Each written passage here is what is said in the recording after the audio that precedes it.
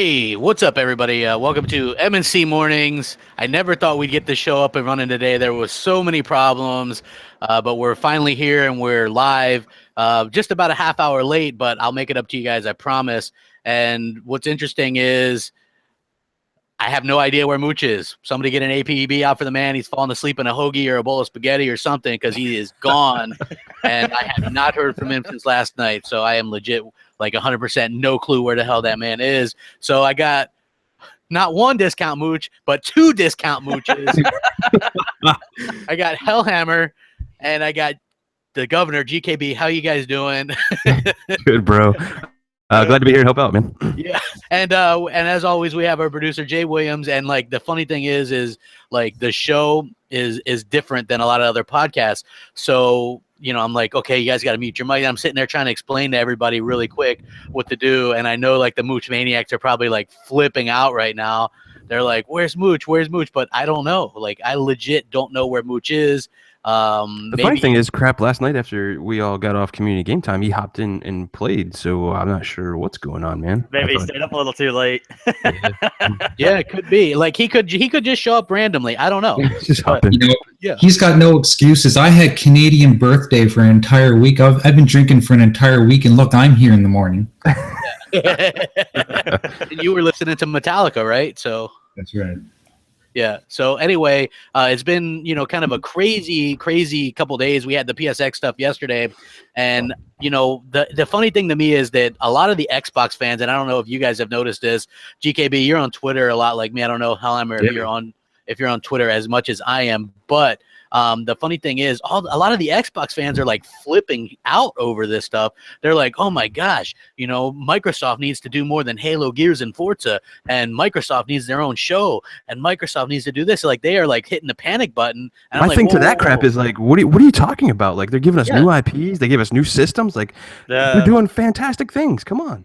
Yeah. I don't see the issue either. I mean, again, I've stated this before, and I even just got done replying a little bit here on there and reading through some stuff. I mean, look, yeah, the Xbox is missing a few key genres here or there, whatever, or what I would consider key, but still covers 95% of what I play.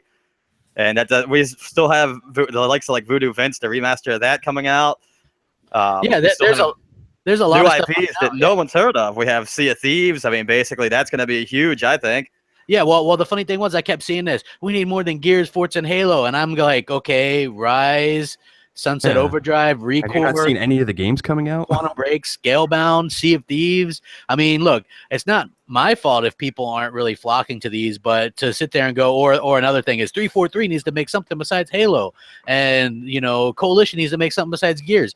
That would mean that we wouldn't have Halo or Gears. I mean, and nobody's buying the other stuff, so it would be a waste of time and a waste of money because we're already getting new IPs and people just don't seem to be supporting it. So a lot of these kind of are like remind me of fair weather fans where they're just like, oh my god, people are praising the Sony conference, which fair enough. If you liked it, you liked it. Personally, I thought that it was, you know, I think there's a bit of a double standard because people are like, no Forza, Gears, and Halo. But then on the other hand, Sony can announce another Uncharted, you know, even though it's a standalone or whatever, another Last of Us, and they can announce another Gran Turismo and show, and then people are quiet as a mouse. You know what I mean? So I think what's essentially is that Uncharted game is essentially, from what I've seen, anyways, it's like the Gears Judgment of Uncharted.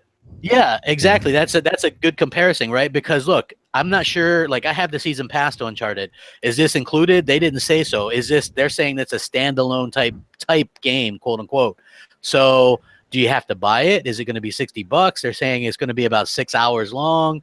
I don't really know. You know, it could be like an ODST type deal. You know, I'm not 100% sure, but if that is the case, and this is just another Uncharted game, then isn't that a little bit of milking too? How come nobody's actually commenting about this? Yeah, I agree too, man. Like, and here's the thing too, is like, you know, PlayStation, they got games on their console. I'm not saying they don't have games, but their first party is really lackluster. They're not putting out their big hitters like, you know, God of War and all that kind of stuff's coming out. I mean, it's coming. Horizon Zero Dawn's next year, but like Microsoft is continuing to put out new IPs, you know, their big first party like franchises and all that stuff out. Like, really, no Xbox guys should be complaining or throwing their arms up in air or anything like that right now. Like, it was a good show for PlayStation. That's fine, fantastic. They showed The Last of Us that'll be out in a couple of years, but really, calm down, guys. Yeah. I mean, in a couple of years, again, with The Last of Us, I mean, I wasn't personally a fan. I know a lot of people who are.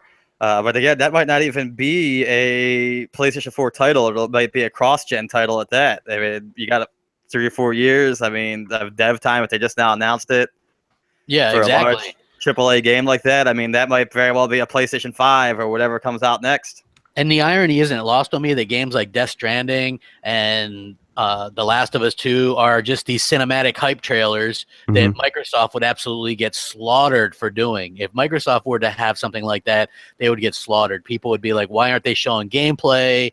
This is misleading. But when Sony does it, it's not. And so many people, like, even though Mooch isn't here in body, he is in spirit, because I'm going to take his line, and I've been saying it for 2 days now. Stop giving Sony credit when they haven't done anything, right? What is there to be jealous of? If you're an Xbox guy right now, look at yourself in the mirror and say, what is there to be jealous of? Because all that stuff that Sony showed, most of it, a lot of it is multiplayer. Like, we're getting Marvel versus Capcom.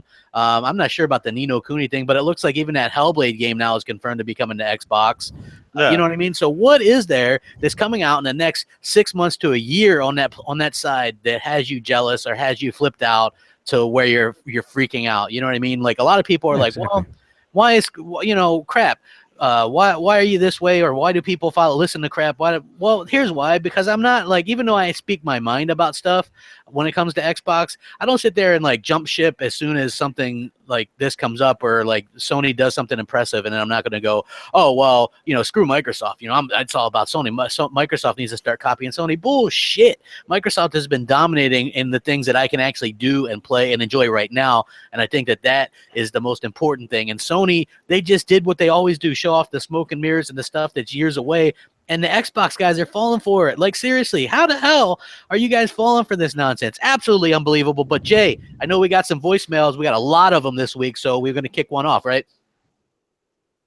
Right, Jay? Yeah, sorry about that. Yes. Yeah, one moment. I was just taking a call, but yes, we do have a lot of voicemails. I'm going to play one here from Xbox Trigger. Yeah. Mooch, hi, crap. This is Xbox Trigger. And sup, Jay? My question today is, everybody keeps talking about the MPD this, Black Friday this, Cyber Monday that, eBay. I just want to know, even if Xbox wins or PlayStation wins, how do you think the Sony fans will react? How would you react if Xbox wins, or how would you react if PlayStation wins? I think it'd be funny either way. So thank you guys. Bye. All right. Well, good question, Trigger. I think that obviously if Microsoft wins, there's going to be there's going to be complete meltdowns on places like NeoGAF and N4G. And I think if PlayStation wins, I'm going to be flooded with a lot of tweets. You know what I mean? It'll just be I told you so. If PlayStation wins, it'll be the same thing that we hear every time that they win something. Oh yeah, Sony's great. Yeah. This and that. I mean, but the fact of the matter is that basically a lot of people we're starting to see through the whole smoke and mirror system with Sony. They're starting to purchase Xboxes and that sort of thing, because there's a lot of games out on it. I mean, look, if you want to play a racing game, where are you going to go to play it? It's on a console. Yeah, I agree. One answer, really. It's Forza. If you want to play anything competitive, it's always on Xbox. His question was for MPDs, right? He kind of came out on me. I mean, I think if Xbox wins, which I think they're gonna win. Like me, everybody knows I don't really care about sales unless it's for the games and stuff like that. But we go back to like the whole Twitter thing, and everybody like Xbox done and this, that, and the other. Like, if Xbox wins, that's a good thing. Like, they're giving PlayStation competition. That's good for all the gamers. Like, so either or. Like, I like the whole like they're getting really close and they're going back and forth on NPDs and stuff like that, because it's gonna work out for gamers in the end. Like, that's what it's all about. Yeah, I mean, competition always drives creativity too, right? So, I mean, obviously, if we start seeing, higher numbers of sales for a certain type of game that's on, Xbox or PlayStation, and the other one doesn't have one that matches it, you're going to see the other console take heed of that and actually start working on games that people are interested in. So if there's, a platforming game on PlayStation 4, then you might see Xbox start working on that if that's what starts selling the consoles. And, you see that with Sony, like, right now, because they're showing games like really early, but they are working on those fan favorites and stuff for the Sony fans and stuff, and that's good to see. And I think a lot of that is because Microsoft is putting out a lot of new IPs and their first party stuff, so they're looking at that and being like, crap, man, we got to get back on board, we got to get this stuff going again. Yeah. Agree. 100. Oh, okay. Well, that if you guys are new to the show, that means we got a call. So welcome to M&C Mornings. How can we help you? What's up? What's up, fellas? Good morning. This is Dirk Griggity here, as usual. First off, I just want to say I agree with everything that you gentlemen are saying this morning. I've been an Xbox fan since 2003. Everybody was a big PlayStation fan in the 90s. I'm 40 years old, so I like lived through all of the console wars. And in 2003, the Xbox grabbed me. I've been a big fan ever since. Don't hate the PlayStation. The Last of Us is one of my favorite games of all time. But what you guys said, Xbox fans, please calm down. Calm down, man. They had a pretty decent show. I'm going to be honest. They had a pretty decent show. But hell, even kind of funny guys said that damn Last of Us 2 is not coming out at the earliest until 2019, man. I mean, look, calm down. And I'm going to say this because I know you guys aren't going to say this. But there's guys, I love Zaire, man, but he just constantly just gets he irritates me so bad because no, Microsoft needs this, they need to do that. Come on, man, calm down. It's okay, man. They have like released new IPs this generation. All of them haven't really done well, but come on, man. They have games coming next year. It's going to be okay, fellas. It's going to be okay. I mean, I love The Last of Us, and I'm going to get it when it comes out. But I'm also going to get Sea of Thieves and Scalebound and those games Xbox has coming out. So calm down, everybody. All right. Peace and love. All right, man. That's Diggity. Long time call in. He calls in every week. Happy to have him part of the group there. And he makes a great point. Look, he likes The Last of Us. GKB, you liked it. I'll probably get the next one too, like 2019. Okay, like great. Like we've settled that. The Last of Us 2 will be great. People will fawn all over it. All that good stuff. But at the end of the day, that doesn't do me a hill of beans right now. You know what I mean? There's nothing in the immediate 6 months to a year on that side that really has me interested. It's outside of Horizon Zero Dawn, which again, I have that pre-ordered. Great, because that would mean that I've gone exactly a year pretty much in between AAA exclusives on the PlayStation 4 platform. It went Uncharted 4, and yes, I bought some stuff in the middle, like little stuff that was on sale or whatever, but I'm talking like big AAA exclusives. So it would basically go from Uncharted 4 to Horizon Zero Dawn. That's a year. And the thing is, it went from the Order 1886 all the way to, which was 1 year, all the way to the next year with Uncharted 4 in between AAA releases. So for me, that's unacceptable as a gamer, and it should be for everybody else as well. And Diggity makes a great point. Just calm down. Like Xbox guys, quit being like Monday morning quarterbacks, like that. Yeah, I mean, look, you're going to have ups and downs throughout this, and this happens every generation, too. I mean, everybody's going to have some pros and cons and that sort of thing, and people are just getting way up in arms over one show that a lot of the games aren't coming out for at least, 2 years. Yeah. I mean, so at that point in time, we don't even know half the stuff. I mean, Microsoft's probably working on stuff right now that they haven't even announced yet, obviously. They said they were. They're working on stuff we don't know about. They've done a good job of mixing old and new. They're bringing stuff back like the Voodoo Vince remaster. If people buy that, then I could see them greenlighting a sequel. You know what I mean? Like, people don't understand that these things are kind of a test a lot of the time. And, they just, we're not really interested or whatever, and people don't buy the stuff, then how are you going to know? But look, Rare Replay did very well for them. And so there is that nostalgia factor, but I think it's a business as well. Like, people are like, Microsoft needs to give us this, this, and this. And I'm like, if nobody supported this, this, and this, what incentive is there for Microsoft to invest in that? Like Rise. I liked Rise. Most people I know really liked Rise that actually played it. Yeah, I thought it was a great game. But at the same time, it didn't sell that well. It got tore up by the critics, and you knew that was going to happen because the critics hated that from E3, and so you knew that it was going to get eviscerated by the critics. But the fans loved the game. It was an expensive game to make. Crytek's games always are expensive. They look great. So Microsoft's thinking, okay, the media hated this game. It didn't sell well. Some of the hardcore fans really want a sequel, but is it really worth it? I don't know. I think that's one of those situations where I don't know. Microsoft doesn't own the IP, so it's a bit of a rough spot. And I also wanted to remind everybody to hit the like button if you're watching, because it helps out the channel and it helps the podcast out greatly. And I also wanted to remind everybody that we are available on iTunes. You can search up M&C Mornings, and I was told that we're in the top 50 for podcasts on there, so that's pretty damn impressive. So make sure you guys, So make sure Yeah, you I guys. wanted to interrupt you guys. We have a live satellite feed coming in. Okay. And a very special message if you guys want to take this call. Yeah, let's take it. Let's do it. Here we go.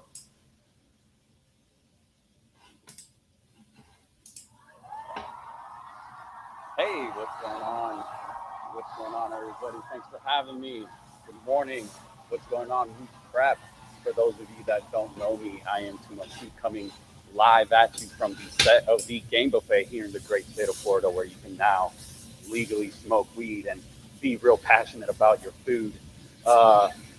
There's nothing more that I love to do on a Sunday than to tune into your show, pop open a cold one, and just enjoy. And for those of you wondering, isn't it a little early for you to have a beer? I say it's none of your damn business. So I wanted to swing by and ask the two of you, what do you think about this whole Phil Spencer and wanting to get Super Mario onto the Xbox? I know it's just a wish of his and it's not actually going to happen. But if this happens, just like we seen that happen with Sega and Sonic going to Nintendo, Xbox, and PlayStation, like, what are your feelings about that? Are you excited for that? Do you think there's a real need for something like Super Mario and their IPs on the Xbox console? Let me know what you think. I'm interested in hearing. Anyways, guys, I think it's great what you do. Keep up the good work, and I'm going to enjoy the show.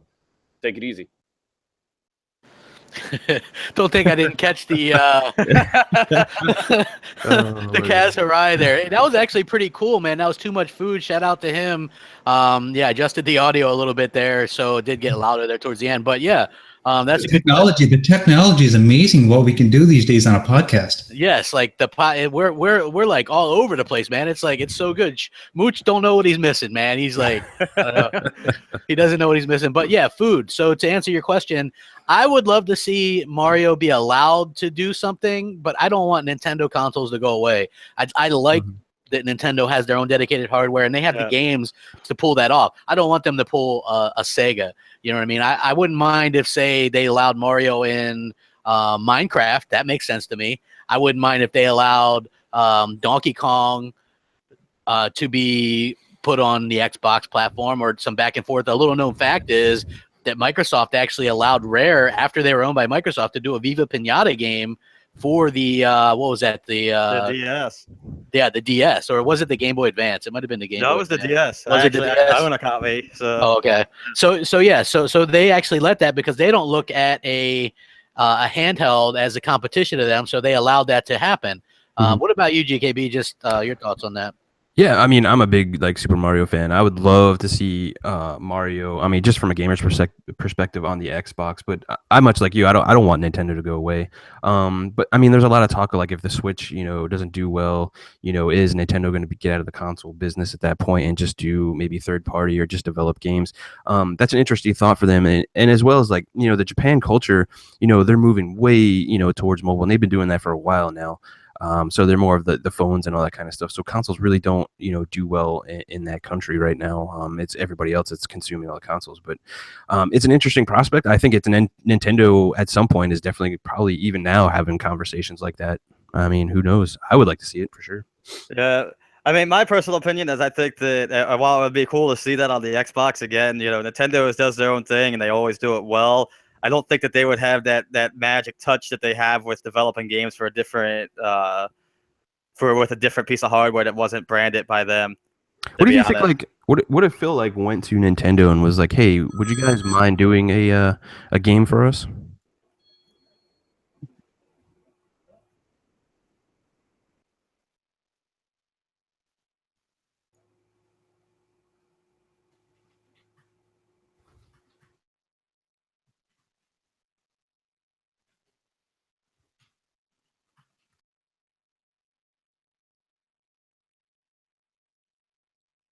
Hello, how can we help you? M&C Mornings. Oh. No, nobody's there, Jay. Hey, what's up? Crap. I mean, no Mooch, so I can't say Mooch. Hell, Hammer, and GKB. I just want to say, man, look, man, about that facing experience, Xbox fans need to just calm down. We got games coming, we got the best online service. Nothing can compare to that. And, you know, just keep calm, man. Keep calm and play Xbox. That's all I'm saying. You know, don't worry about no remastered. And one more thing, man. Them games ain't going to come out no time soon. You know, we might be PS6 before we see those games. Just saying. Anyway, that's it. Thanks for that code last week for Dishonored. I actually rewrapped it and gave it to my girlfriend as a early Christmas gift. So, anyways, guys, have a good one. All right, That's awesome. He re-gifted Dishonored the Definitive Edition. Like, Merry Christmas. I don't know if I would have said that on a podcast out loud. Yeah. Like, hey, happy birthday. Yeah, but everybody relax. Xbox is doing fine. You know what I mean? Look, I mean, again, Microsoft isn't going to go anywhere. Microsoft is a giant company. They have more money than Sony has, you know, across all their divisions. Yeah, I mean, agree. that's just the thing. I mean, it's not an issue. Microsoft is they're clearing a profit. They're making games. I mean, as it sits right now, I already have so many games in my backlog that even if games were releasing, you know, tomorrow, and I went out and bought a PS4, when would I have a chance to go play it? Yeah, I agree. I think that it's absolutely been insane, some of the reactions that I've been seeing, and that's weird to me. I don't know. Like, it's not like Microsoft has been quiet. They've been talking all kinds of stuff. A good example of this was, you know, they were real quiet about Crackdown for a long time. I came out and said, hey, is this game even still coming? People flipped out, started messaging Phil, and Phil's like, yeah, I just saw a build of it. It's coming along great. So in my own way, I did some investigative journalism. And then we found out yesterday during their live, they did that charity live stream, the Crackdown team, and they broke some megatons. They said Crackdown 3 is on tap to be a holiday 2017 Scorpio launch game, and that it's going to be native 4K on Scorpio. Boom, megatons right there. Like, seriously, calm down, people. This is going to be a game that's going to utilize cloud computing. Mm-hmm. It's going to give us a lot to brag about in terms of people that used to make fun of, the cloud and all this kind of stuff, right? So we have that stuff to really look forward to. And I think that people it's always looks like there's stuff on the other side that's greener, and when you look at the reality, it's not. You know what I mean? Like, it's really not. Like, Sony is really good at hyping up stuff and looking good, but when it comes to actually achieving what they show off, I don't know if that's exactly something that they're good at. You know, they promise a lot and they don't deliver a lot. So that's just my opinion. You also talk about the company that hyped up Haze as well. Yeah, exactly. So, Jay, do we have another voicemail we can go to? Because I know we've got Awesome. Oh, hold on. Hold on. I found the M in M&C. There he is. Oh my God, Mooch has finally appeared. Yeah, guys, it's been man, it has been a wild Sunday, so I apologize. It's not been a typical weekend. But yeah, I'm here, and where are you guys? What's happening? What's going on? This man, I do have I have a cup of coffee in front of me that I can actually sit in. So, well, you know what? Like, here's the thing. Here's basically what happened, Mooch. I'll catch you up.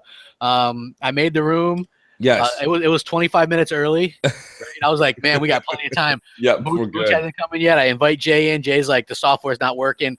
Then he couldn't hear us. Then we're like at time to go live, and he's like, I gotta reinstall some software. He's like, I'll be back. So he's gone. You're nowhere to be found. I'm DMing She-Wolf, GKB, no response. We're 10 minutes late. I'm like, yeah, I'm just gonna have to go rouse Hellhammer and see. I'm like, Hellhammer. I'm like, dude, Mooch, nowhere to be found. Aliens got him or something. I was like, yeah. I was like, we gotta use you. And then finally, GKB and She-Wolf got back to me, and I was like, all right, well. Well, I secretly didn't tell you crap. I just got back from California. I was the stage producer for PSX. Oh, so, okay. You're the reason. I just got in here. I've got a bunch of lanyards I'm going to be sending out to the Xbox community. Yeah, you're the reason it was such a great show. Hey, we got a phone call. It's been busy though. Well, hey, you know, we can definitely run the show a little longer if you got time, crap. Yeah, absolutely. And it's cool to have Hellhammer and GKB here because we don't usually do guests, so it's a good dynamic. And thank you guys for stepping in my absence. It's like I said, it's been an absolutely wild weekend. So I am refreshed, though. The good news is, crap, I am refreshed because you know, Mooch may be late, but better me be late and refreshed than if I woke up early. I had just had a wild weekend. We'll get into it. Yeah, we'll get into it during the show. But I think we got a call. M&C Mornings. What's up? Give us a call. Hey, it's Don Thomas, the gamer. We talk over Twitter, and I just want to say, what do you think of the new Zelda? And I'm starting a Halo 5 game time today. Nice. Okay. Very nice. Nice. Well, I'll be honest with you. Look, the first part of his question is legit. Let's just put it this way. That Zelda game, listen, I know a lot of people were tweeting out, oh, this is whatever. It looks like it's still cloudy. It's muddy. I don't know. Nostalgia gets me every time with this. When it's a Nintendo product like that, does it really matter, crap? No. I mean, I thought it was all right. I thought the game was still going to do its due diligence, right? You know what, Mooch? Like, Hellheimer noticed this right away because we were watching it, and he goes, it looks like they captured that thing with the potato. Like, the capture. Yes. Whatever they used wasn't good. Yeah, I don't know why they didn't, like, Nintendo being a big company like that, and this is obviously, you know, pre-recorded and that sort of thing. Right. I don't know why the hell they didn't bother to check that the way that the lighting levels and the contrast and then saturation on that, because it looked awful. Right. But again, I mean, I'm going to leave that up to the cap problems, because we've seen prior builds that looked great. Yeah. And GKB, like, you're a Zelda fan too. Yeah, man. So, and you were like, to me, like, everybody was focusing on the graphics, and I'm like, this is the generation where we get so many indies that look horrible and people praise them. The gameplay looked phenomenal. Yeah, gameplay's king for me, man, and I thought it was like phenomenal too. When we were watching it, it was like that first guy that was playing, I was just like, this dude's terrible, man. Get that other guy, and then he started playing, and it got a little bit better when what they were showing off and stuff like that. But yeah, I mean, even in the other videos and stuff that we've seen before, like all the new gameplay mechanics that's going to be in there, it's got more of like an RPG style stuff. So, and it's really open world and stuff like that. So I'm on board for sure. I'm kind of. Yeah. It's not going to be a launch title for the Switch, which is kind of interesting. So I don't know how that's going to go, but yeah. So I don't know, but we do have a good voicemail from a friend of the show. So Jay, why don't you go ahead and rack that up for us?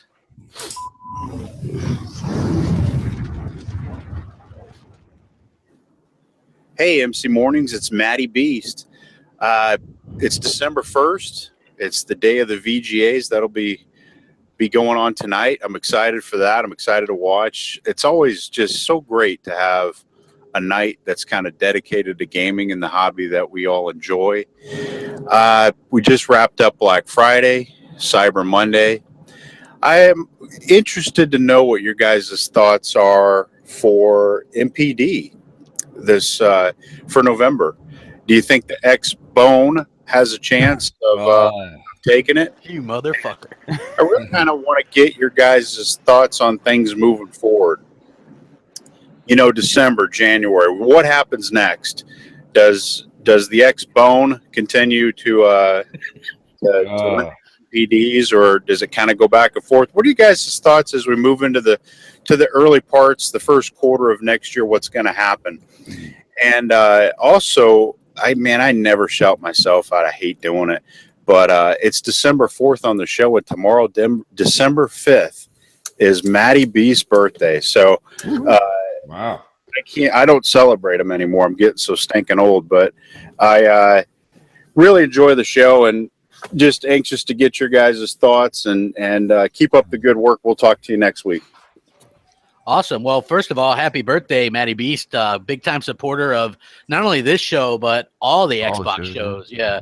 Like, yeah, I see him posting around on Twitter all the time. So, I mean, yeah, happy birthday. Well, before we get into too many happy birthdays, as he was giving that little message, the half and half of my fucking coffee curdled. You know what? I cannot say the X-Bone. No, Matty was definitely making a point. Yeah. I think I don't know. Listen, it's hard to sit here probably the Thursday before we get into NPDs and start to say that, like, Xbox definitely locked it up. I've been saying this for a while. If you go back 3 months ago, November was dedicated to PlayStation winning. So even if Xbox comes 30, 40, 50, heck, even 100,000 units, because when you're talking November, you're talking about millions in sales, right? Crap. To be 100,000, even when they have 3 pieces of hardware to compare with Microsoft's one that came out in August. I still think I consider that a victory. You say you win the battle but lose the war. So in this case, I think Xbox still has a chance to do it. I still think you have a chance to break out that mayonnaise. Yeah. But come on, Foxfire. Come on. Come on, we're talking to you, Party. Fox. Yes. We're talking to you. But I'm interested to hear what you guys think. Hey, I'll go last. Hellhammer, what do you think about Xbox and the MPD? I think it's too early to call it. I would like to see a win, but again, the hardware sales numbers don't really matter to me. It's the game sales. Just same with GKB. If you don't get the game sales out there, then you don't get your your sequels and that sort of thing, and you don't get people trying to put out new IPs. So I think that's the bigger deal. But I mean, again, it would be funny to see them win though, and see everybody freak out on the other side. Yeah, I want to see the world burn. Go ahead, GKB. I mean, there's a couple factors, right? Like, to Mooch's point, like he was talking about like all the hardware that Sony has, and I think that's a tough spot for Sony fans to be in. Like, where are they going to spend their money on? Are they going to get the Pro? Are they going to get the PSVR, the Slim, like whatever? But also other factors. You have like month after month now that Xbox is winning NPDs, and a lot of that has to go with the whole rebranding. The Xbox One S, the Scorpio news, and all that kind of stuff. I think people are really on board with that, and the other part is like to drive console sales and all that stuff and any hardware at that point is like you need games and stuff to play on, and right now I'm not saying PlayStation doesn't have games, but a lot of it's like third party, and when you're a PlayStation fan, you're definitely looking for those first party exclusives and all that kind of stuff that they're really not having much this holiday season. So for me, I think there's a really good chance that Xbox pulls November out and probably December. Moving on to next year, to answer the other part of Maddie's question, I think they're going to ride this momentum, and even if they lose December and November, like Microsoft next year has like great things coming. Like they have Scorpio, they're ramping up for all that stuff at E3. So I mean, there's a lot of stuff. Like I'm not even worried about it, honestly. Yeah, like for me, I want that mayonnaise party to happen. I want, I want, hell yeah, dude. Exactly. Well, I heard last night during game time that you guys are going to blow up the picture that Jay made, and that's going to be on your guys' wall. That Rhino looks like he's having a lot of fun. Jay, you did a great job with that graphic. He sent me that in a DM, and I spit out my drink. I was like, holy crap, that is amazing. He did a fantastic job with that, and it really captures the moment, in my opinion. I mean, I would be happy. Captures the moment. Yeah. Hey, Hellhammer, you're aware of the whole mayonnaise thing with Grave, right? Remember, he was the one that kind of came up with that. Yeah. He's always like, yeah, Crapgamer rubbing mayonnaise on fat chicks or whatever. So just to be fair, I prefer the word thick chicks, not fat chicks. I'm just saying that's not me. That was Grave. So yeah, Crap didn't make up the term. He's just using it. Yes, I'm just using it. So yeah. Okay, cool. Hey, we got another comment. While he's patching this in, Crap, how many voicemails did you go through? We've gone through about 3, I think. Oh, great. There's a lot left. Holy crap. There's only like 20 left. So okay.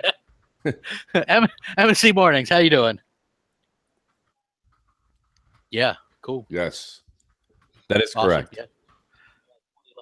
M&C Mornings. Okay. Hey, hello guys. This is John. I'm calling you guys. I got these gear codes I got for you. I want to give it to you. If you guys are interested, let me know. Listen, I have one question. I have 2 questions actually. It's gonna go. The first question is gonna go a little bit off topic. I just want to know about this guy. I know you guys don't want to spoil any names or anything like that, but I got these guys. I don't like him. I just want to know what you guys think about him. I'm gonna give you a hint. If you guys don't know, that's okay. You don't have to say anything. But his channel begins with 1 and ends with Killer. I want to know what you guys think about that guy. Let me know. The second question is, what do you guys? What you guys' thought about this coming Scorpio? Yeah, that's all. Thank you. Okay, well, first you get the money, then you get the women, then you get the guns. Hey, I don't know, man. Look, everybody on YouTube cuts their own deal. Everybody's got a gimmick. I think I'm smart enough to realize that people use these gimmicks. If somebody's gimmick is making fun of other people and they get views off that, good for them. I don't personally care. I don't watch these people. I don't really invest in any of these people. nobody's ever come to me and said anything about one thing or the other. Except for that award show you were on. I was never on any goddamn award show, and you know it. Yeah, so everybody, like I said, everybody cuts their own deal.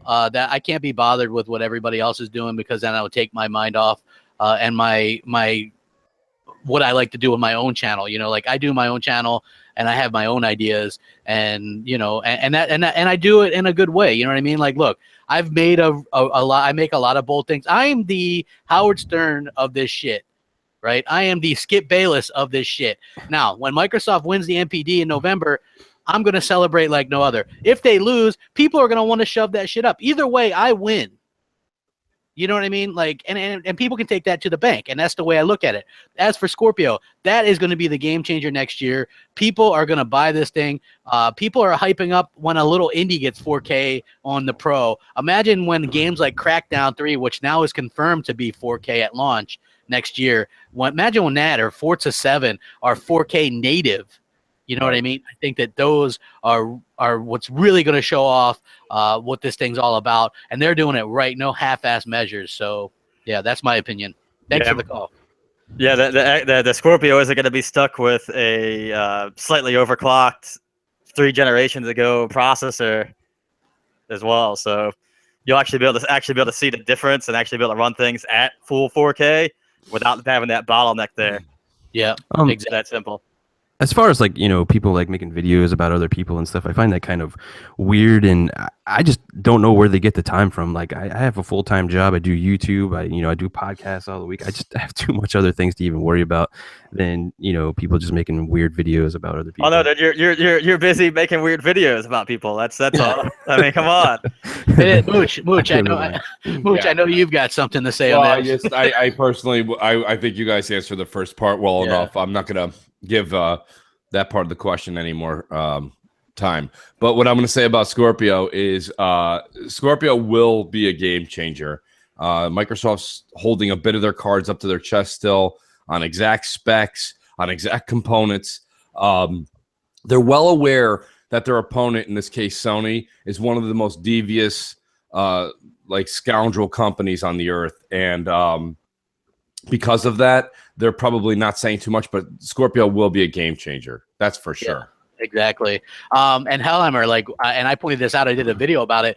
The Zen CPU is getting shown off on the 10th. And the 13th, actually. The 13th. Okay, so that'll be AMD's show. I mean, it'll be a lot of PC stuff, but I mean, I urge people, if you want to watch something, that'll be something that if you're an Xbox fan or you're looking forward to the Scorpio, I'm fairly certain there'll probably be something in there somewhere. Detailing out their roadmap and their plans with their third parties and who they're working with. I mean, it's basically for investors. I want to get you guys' perspective on this, because I go back and forth with the whole Scorpio thing. And my thing is, like, when we see new generations, they see them making games for, the older generation and not really, putting all the effort into the new generation. So we get a mixed mash of gameplay and, lackluster resolution, if you're into that kind of stuff and everything like that. Now we know the games are going to be built for, the original Xbox One and the PS4s, and you already see the stuff happening right now with, the PS4 Pro, where there really is no difference between the base game and the new game or the update. So I think there's still a lot of questions that are unanswered, and it's going to have a shit ton of power, and with UWP, I get the whole scaling thing and all that and stuff like that. But, I want bigger, better games, better textures, ultra settings and all that kind of stuff. And I think the Scorpio can deliver that. But how are they going to do that with still building games for the original Xbox One? Well, the UWP stuff scales it, supposedly. I think that's going to be a big selling point. Yeah, and DX12 does a big point at scaling as well. So I'm just saying, we haven't seen any of that stuff yet. Yeah. So, how's that going to work? I think the problem that Sony has right now with the way some of their stuff is going is that a lot of these games are third-party games. They're getting some patches and that sort of thing, and it's kind of like they're doing it after the fact.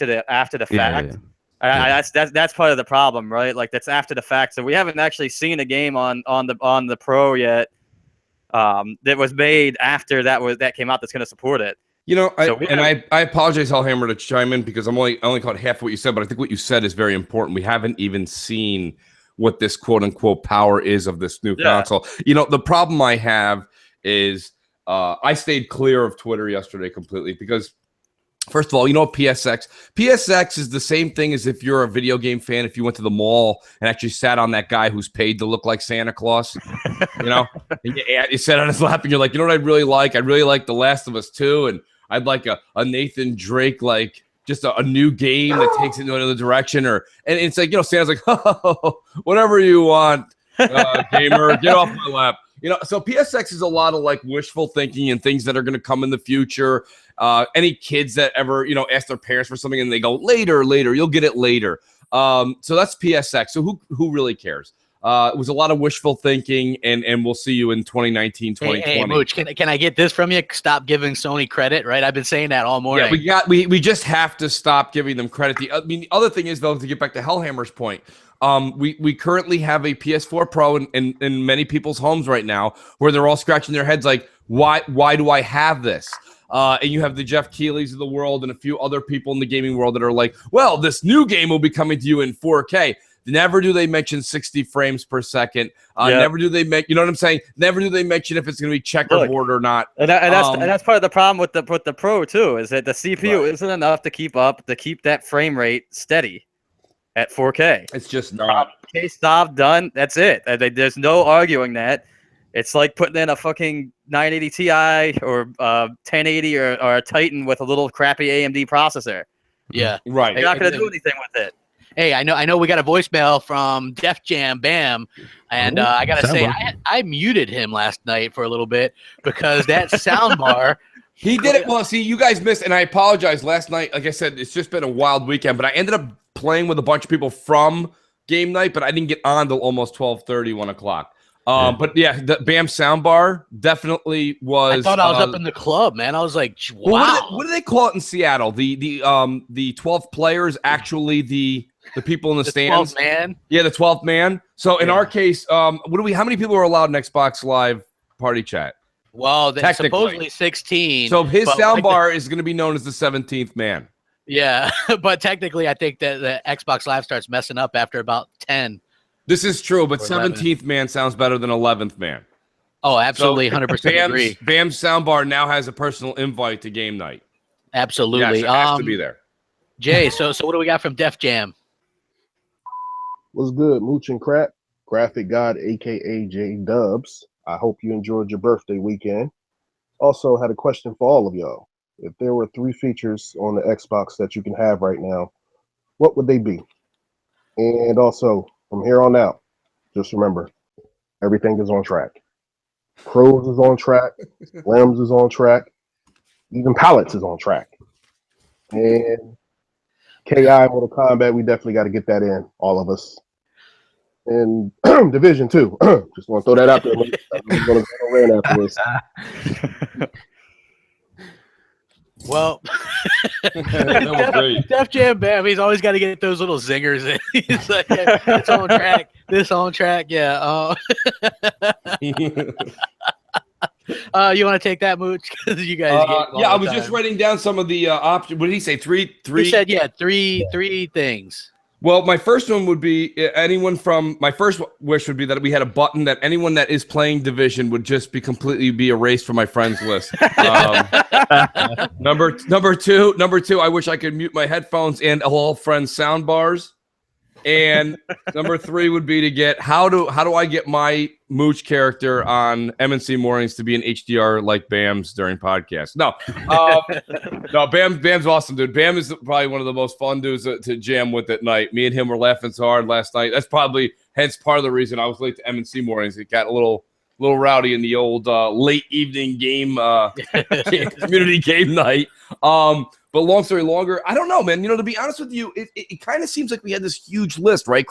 Way back when the console came out. We made this huge want list, and Mike Ibarra and his team have been picking away at it for what, like 18 months, maybe 24 months. So, I mean, to say, I guess the only thing I wanted, and I hate to say this because it's rumored to be coming, is I really, really wanted picture-in-picture. I wanted Snap to become more customizable, if you will, not where I lose a quarter of my screen.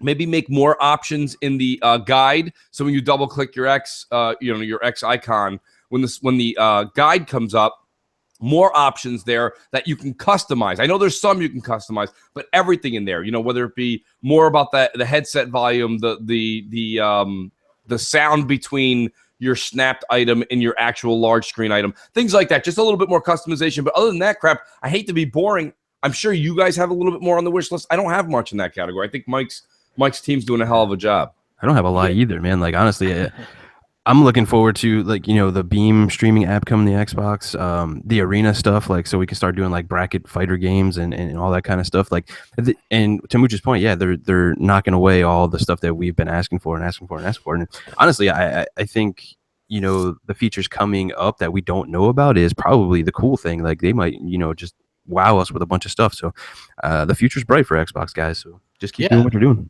You know what? Go ahead, Elmer. Yeah, there's not much that I can add to that, really. Like, there's honestly, like, there's the only thing that I would like to have would maybe have the old school 360 when you hit the Xbox button to bring up kind of that old school in the center of the console, with access to all your things, the kind of blades deal. Like, so kind of like an anniversary edition, like on Halo, you can like switch back and forth like the old stuff. Yeah, I would actually like that, because I like the way the 360 when you hit the Xbox button, I like the way that works much better than the way it does currently. Not that I have a complaint. I think it works great. I just thought that was a little bit faster for me. You say that, but with now the time gone by and we've used both, I kind of prefer the menu on the left because, I don't know, it's a little less. Well, see, the whole idea is when that menu was presented to us, if you guys remember, it sounded more like the game could still kind of go on, so you could still see what was happening. With the guide popping up in the middle of the screen, it takes away, because it doesn't sometimes always pause the game. It keeps you, depends on the game. Yeah. It keeps you in action, so you want to see. So if it pops up in the middle, you can't see anything, an enemy coming at you or whatever. So yeah, I mean, that's it. I mean, like I said, both has its pros and cons. I like the way that was set up. I like how I could easily. I think if anything, it's more just I'd like to be able to see the achievements easier. There's still a little bit of issues with the way the achievements in game works. Yeah, I agree. Like, I'm still waiting for a couple things. I'm waiting for them to do the YouTube streaming, and I would love to see them do something like a share play. I don't know about you guys, but there's a lot of games that I have that I can't get through certain levels, and if I could share play with somebody and say, "Here, get me through this goddamn Batmobile level so I can finish," I would love that option. I don't know about you guys, but you're struggling on the race against the Riddler, right? God, Jay, isn't that the option that the PlayStation 4 has, where your friend can jump in and play your game, or is that true? They could delete your save files, either or. Yeah. It's a little too much control. It really is. It's almost like I don't want to take my car to get an oil change. Hey, bum on the side of the street. What are you doing later? Nothing. Here's my key. I would hope you would give it to a family member or a close friend. But yes, I understand what you're saying. If I had to say 3 features, I would say this. Offered to do more of the game sharing than with just one person. I would say the ability to gift games or Xbox Live to people, and also the ability to sell digital games for at least something. Those are solid, man. Yeah, those would be the 3. Yeah, see, I had plenty of time to think while you guys were. Great idea. While you guys are all talking. You guys understand, crap is strategic. Don't ever think crap has not done everything planned out. A lot of the times what I say is literally off the cuff, and then crap's like, why don't you guys speak amongst yourselves while I write this doctrine? Yeah, let me sit there and let me sit there and do that. But J Dubs has informed me that we have another one of our million voicemails, and so why don't you go ahead and get to that, Jay? Yeah, we have a lot of voicemails this week, and I just want to let people know that, if we don't get your voicemail, we'll play you next week. A lot of people didn't realize that I'm doing the cutoff date on a Friday, so people are calling in on Saturday or even today and expecting to be on today's show. It's just not possible for my time and the prep work I have to put into this. So just be patient, you'll be heard. It's a little miracle that we got the show running at all today, just to be honest. Yes, it is. But it is the miracle month. Crap. Yeah, it is the miracle month. Let's hear it. Who's this one from? Voicemail from Ryan Shipperly. Okay, Ryan Shipperly, you're on deck. Hey, Mooch and Crap. This is the Random from the UK calling you guys. as Crap would put it, I'm a bit of a creeper on Twitter. I like and a lot of your stuff on there. But just wanted to say a couple of things. Firstly, I know you guys got a nonsense going around at the moment, but I just want to say keep doing what you guys do, and it's really good stuff. So keep up the good work. And second is actually a question: what type of game do you think Microsoft or Xbox, sorry, should be looking to invest in and put in their portfolio? Because I think they've got a good portfolio at the moment. Maybe something a bit more epic, large scale. I know they're a bit risk averse at the moment, but I think that would really grab the attention of the fan base at the moment. But anyway, it'd be good to hear what you say, and thank you very much for all the content. Up, guys. Bye. All right. Well, thanks for the voicemail, Ryan. And it's always good to have creepers on Twitter. Yeah, I mean mostly Twitter is just creepers anyway. So to be honest with you, hey, let's screen cap what this guy said so we can blow who can blow this out of proportion. Who? I ask you. Oh, everybody on Twitter, right? Yeah. Yes, because we all know that we can get context, 100% context out of everybody's tweet, because 143 letters is perfectly suited for that. Yeah. And then we can all just like kind of flip out. Take everything out of context and make sure all the people who know you pretty well over the past 2 years also tries to flip out as well and write ridiculous things when you know very well and damn well that you're taking the tweet out of context. Yes, and you know the person, and you know that they wouldn't say anything vindictive or cruel. So what I ask people is, sometimes if you log into this show, or you watch me, Crap, or anybody from BGST on Twitter or wherever you follow us, like take everything with a grain of salt and don't fucking call the authorities right away. It was a kind of a travesty to see just the way some of the Xbox community kind of went at people in their own community this weekend, when they really just took matters into their own hands. That's the last I'll say about that, but it was disappointing at the very least. It is, because people know us, and if you don't know us, if you just know us as these YouTube guys, then it's just, don't take it seriously. Like, people that take things seriously, especially like get outraged over the social justice warriors and all this nonsense, it's like, relax. There's always going to be somebody that says something that you don't agree with, or maybe something. Like, stop being a pussy. Like, so many pussies in this world nowadays. It's like, God damn. Like, well, the worst part is, Crap, the worst part is this. All I ask is this. I think we should send everybody out that's on Twitter a free M&C in the Mornings mirror. Because before you tweet out something and you think you're more holier than thou, why don't you go look at yourself in the mirror before you hit send? Yes, and listen to the Metallica song while you're doing that. Everybody is pretty much a hypocrite that comes out and says something like they've never cursed or never said anything. Just remember, everybody, when you point the finger and say that person's a scumbag, or this person's a jerk off, or this person's a this or that, remember, you've been called that many a times by people that you know, and it's usually taken out of context. So it was a damn shame. It's a damn shame. I'm willing to move on from it myself personally. Me too. I mean, I already am. I don't personally care. I don't usually talk about it. But I stayed silent on it, and I just wanted to make a very general quote to say, just before you think you know somebody, take a look at yourself in the mirror. And if you are wearing one of those priests or nun outfits and you've dedicated yourself to the Lord, then you go ahead and hit that tweet button. But until you're wearing one of those outfits, or you've done something like Mother Teresa, don't judge somebody else on Twitter, because you're probably especially a jackass look at the too. source. Look at the sources too. Let me point that out too, because I have no problem. I know we got a call. I have no problem pointing out. Look at the goddamn source first of all, and then if the source leads back to somebody that's jealous, or somebody that's a PlayStation fan that just wants to try to ruin your name because we do popular shows or people like us or follow us, then again, look at the source. Use your goddamn brain. And that's basically all I'll say to that, and I'll let everybody else get in on that in a second as well. But we have a call, and I'm full hot on the deal. But M&C Mornings, what's up? Okay, you live. Hey, Mooch, Crap, GKB, and Hell Hammer.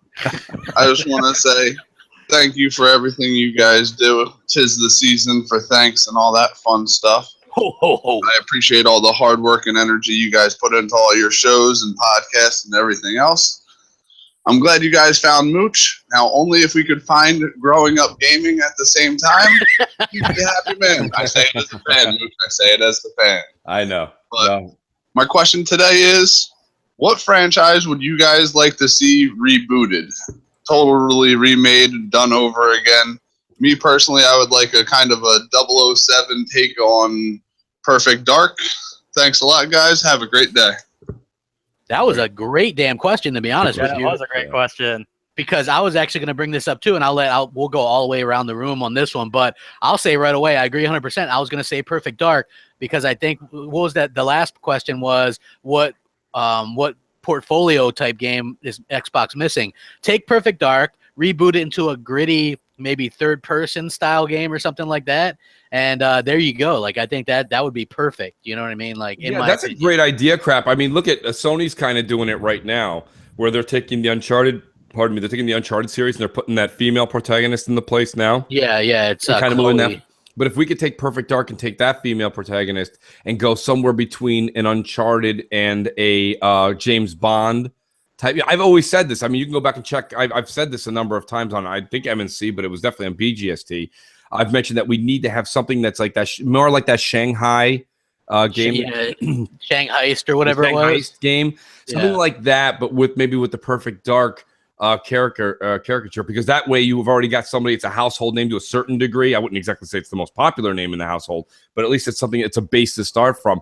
That kind of a game, it resonates with people. They're making, I think next year the 800th fucking version of James Bond comes out. Right? We've had 20 different James Bonds. They're usually pretty bad. But for some reason, studios don't keep making movies because they don't make money, right? So we all make fun of James Bond. We all say 007's over. Isn't this over? Isn't it over? This guy was the best. No, that one was the best. My point is somebody's making money on it. And to be honest with you, that's what's key. So use a James Bond-esque type theme, and I think you've got a lot of longevity you can pull out of that genre. Yeah, I agree. GKB, what are your thoughts like on a reboot or something? Man, I always go back to like the OG Xbox, and one of my favorite like platformers and like that kind of thing is like Metal Arms Glitch in the System. I would love to see like a reboot of that, or Crimson Skies or something like that, man.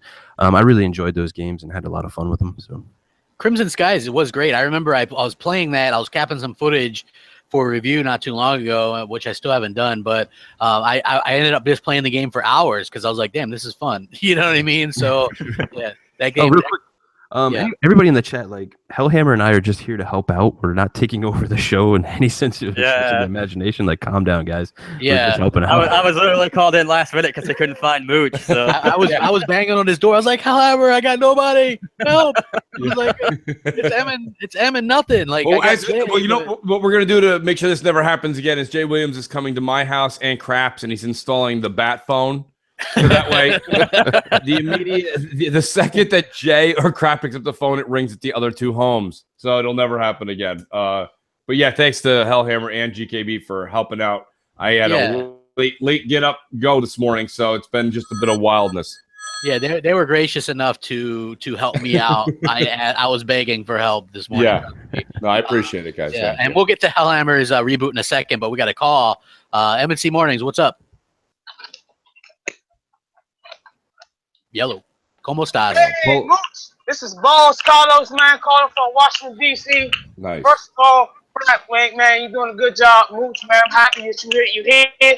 You was late, but you're here. I have a question and a comment. My question, first of all, is do you think Microsoft will release the Xbox Scorpio with a custom theme consoles like Crackdown 3 or Scalebound with the game included? And my comment is Xbox fans calm down. PlayStation experience was alright, but it wasn't that great. Only one game was getting out that damn thing, and that's for us too. Whenever if that comes out, and keep up the good work, and if y'all can, hook a brother up one of them 3 months or 1 year Xbox Go. Peace, man. Y'all have a good show. That's Boss Carlos. You can tell Nice, he's a Mooch maniac. Yes, he is. He's been one of the first ones. He's been with me for a long time, man. Shout out to him and thank you for your support. Yeah. Hold on. What was his question? He was asking. I think he's asking what game would be bundled with the Scorpio. Oh, yeah. I don't think, listen, that's an old school thought, and I really applaud him for thinking about that, because you remember when we used to go pick up our SNES or all the old systems, the Genesis. Mario World. Or yeah, there'd be games bundled in there. And look, there's nothing better than taking something home, plugging it in the wall. This is my MO with the Pro. Is you plug it in the wall, there's nothing to play. There's nothing better than to go home and play that. Now, unfortunately, with, I think GKB said this a number of times, with the amount of money that is now going into these video games, it's almost, unless it's a first-party studio game, and even then, it would have to be something like a Halo 3 Anniversary, something where it's just costing them, minimal dollars. I don't think you could take something like a Crackdown 3, which is supposed to be technologically groundbreaking, and throw that in the box, be like, hey, enjoy this, guys, on us. You know what I mean? Like, yeah. It's what I could see, Mooch, though, is maybe some of the games that are already out now, like maybe Halo 5 with like a 4K update or something like that. Like, throw those in there, because something like that would be easy enough to do. A new game, absolutely not. But yeah, it won't be a new game. It won't be a $60 title. It's just coming out or hasn't been released yet, or it's going to be released alongside it. That's just crazy. Well, I can see this, right?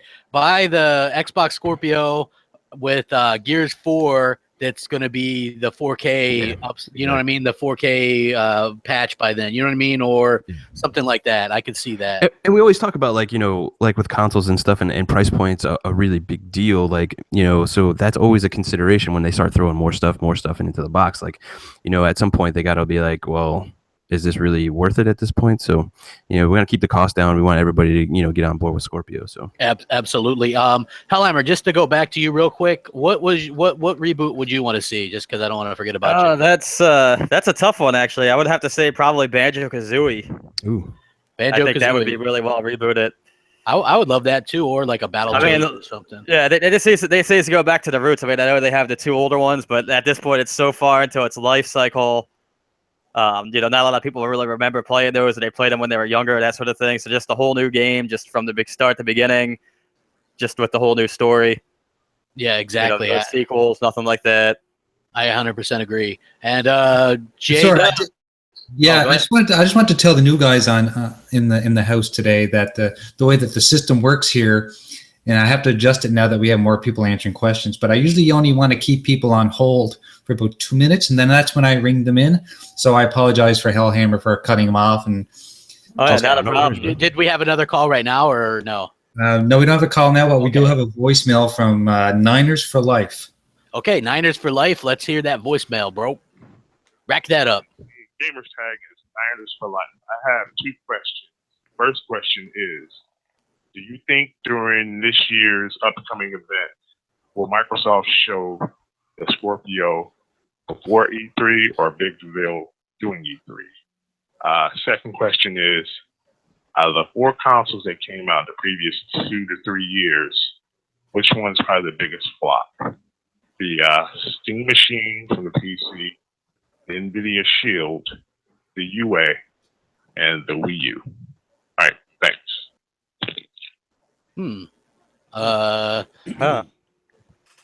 That's tough. I'm gonna say the Steam machines. Yeah, the Steam machines definitely. Because anybody who wants to play on PC isn't gonna go buy a pre-built system. That's they'll build their own.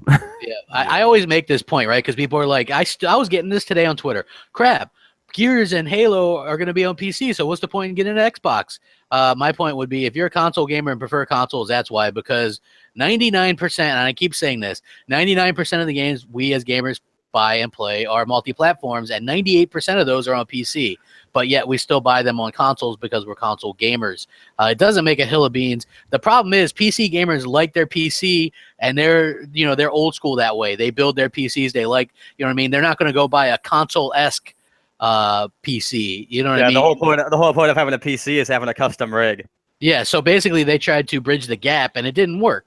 So it was a big failure, and I remember everybody saying it was going to be huge, and look out Microsoft and Sony, and it ended up flopping big time. So, Well, listen, the media's been doing this, for many, many, many years, but just recently with social media, it's caught fire, and people start to panic, and everyone needs to calm down. We say it all the time. I think that's why I think we're becoming more therapy shows and gaming shows. You've got, oh my God, it's the end of everybody. It's the end of Xbox with these game machines. Oh yeah! coming out. Oh my God! Oh, it was over. It was almost as bad as the Last of Us 2. Like, I don't know if you were on Twitter much yesterday, but everybody's like, Xbox done. It's done. It's done. I'm like, okay, hold on. Even if the Last of Us 2 releases in 2019, how the hell is Xbox done in 2016? Please tell me. Please explain that to me. How? Well, maybe How? it's a time machine. And they bring the game back to now. I mean, there you go. Look, I mean, come on. They didn't even have a legit any gameplay. That's just Sony being Sony. This is the second or third time in a row. Okay, we've seen, what is it now? The Death Standing or Stranding, whatever, the Kojima movie, like that. The Kojima movie. We've seen now Ellie playing the guitar and Joel coming in, just kicking a ball on the side. Like, none of this is a game. You can't get excited unless they start showing gameplay. Like everybody, but when Microsoft shows a clip of like a movie or something coming, they're like, oh my God, Microsoft, grow a pair and put some gameplay up there. Sony does it, and they got people. And I mean, there's a lot of reports. Shout out to Red Dragon. I heard you. I did get a chance to watch some crap of your initial thoughts of PSX with GKB, She-Wolf. The thing about it is in Xbot is that, there was Sony people hired to be in the audience clapping. Listen, Sony works in Hollywood, guys. Remember that. I made a joke the other day, but I was apparently dead balls accurate. They're like, excuse me, do you have a tendency to cry a lot during happy moments? Yes. Okay, we're putting a camera here. And, that's what they did. They position everything very Hollywood-esque. So when they show people clapping and things like that, those are Sony employees. Yeah. It's all part of the show. And the problem is everybody, like, they get spoon-fed and they all eat it. I'm a huge Last of Us fan, first of all. So I was very happy to see that Last of Us 2 is coming out. But happy to see it is just same as like back in the day when you open the newspaper, or now when you click on your favorite news source and they're like, so-and-so, like, what is it? Martin Scorsese says he's going to team up with Leonardo DiCaprio and they're going to make, whatever, The Reverend 2. And you're like, oh, that's really great. But you don't go home and tell your wife, don't make any plans. Don't make any plans. The Reverend 2's coming out, hon. So from today until like 6 years from now, I want Fridays freed up. You know what I mean? Like, my point being is, like, everyone shits themselves about a game that's coming out in 3.5 years. That's a great moochism. I love it. Jesus, we don't even get to everybody because we got a call. No, it's like the show's popping, man. We're taking this thing to 3. Let's rock. Yeah, Mike. Hey, the Giants aren't on the 4. I can do that. M&C Mornings. How you doing? What's up? Hi. Eder here. From Mexico, actually. I've been a fan of you guys for a little bit, kind of new. Almost. I was calling because of the whole Xbox versus PC thing. I built a PC like when the 970 came out. I jumped into the whole thing like, I wanted to see, like, I wanted to have the machine that runs the best. But then, like, I bought Gears digitally, and honestly, I couldn't tell the difference. Like, I play back and forth, and honestly, I really can't tell the difference. So I don't know, like, all this talk about, like, oh, PC runs better and looks better. Honestly, it's kind of mute to me. Like, so I totally agree with you guys with the whole, like, PC versus console thing. And I guess if to ask a question, I don't know if you guys heard about the Xbox Fan Fest that happened here in Mexico. It was really cool. I thought it was like a fan thing, but no, actually, it was an official Microsoft thing. And even Phil was here, so that was pretty cool. All right, guys, take care. In the long and the short of it, what he's saying is, I listen. There's a lot of people that I'm actually very good friends with on the Xbox community that also have PCs. And listen, that's fine. It's fine. Listen, everything's a hobby. But when you want to actually have a conversation with somebody, especially where we're going into 2017 with Scorpio, the gap between PC and the maintenance and the nonsense and the just the ridiculousness that PC people have to go through. Usually PC people get worse ports. I know that may change in the future. Things are changing in that. But like Batman Arkham Knight didn't work on PC. Fallout had a hard time. There's just a bunch of problems on the PC because it's just it's an open, and Hellhammer can help me here. It's not. There's no closed system. There's no checks and balances. It's an open system. Everybody can be running pretty much a mixture of hardware from now all the way back to 2012, basically. So, I mean, again, like I enjoy PC gaming to an extent. Again, most of my gaming is done on Xbox. I do play PC games, but there's still the ease of putting in a game on the Xbox and playing it. Yeah.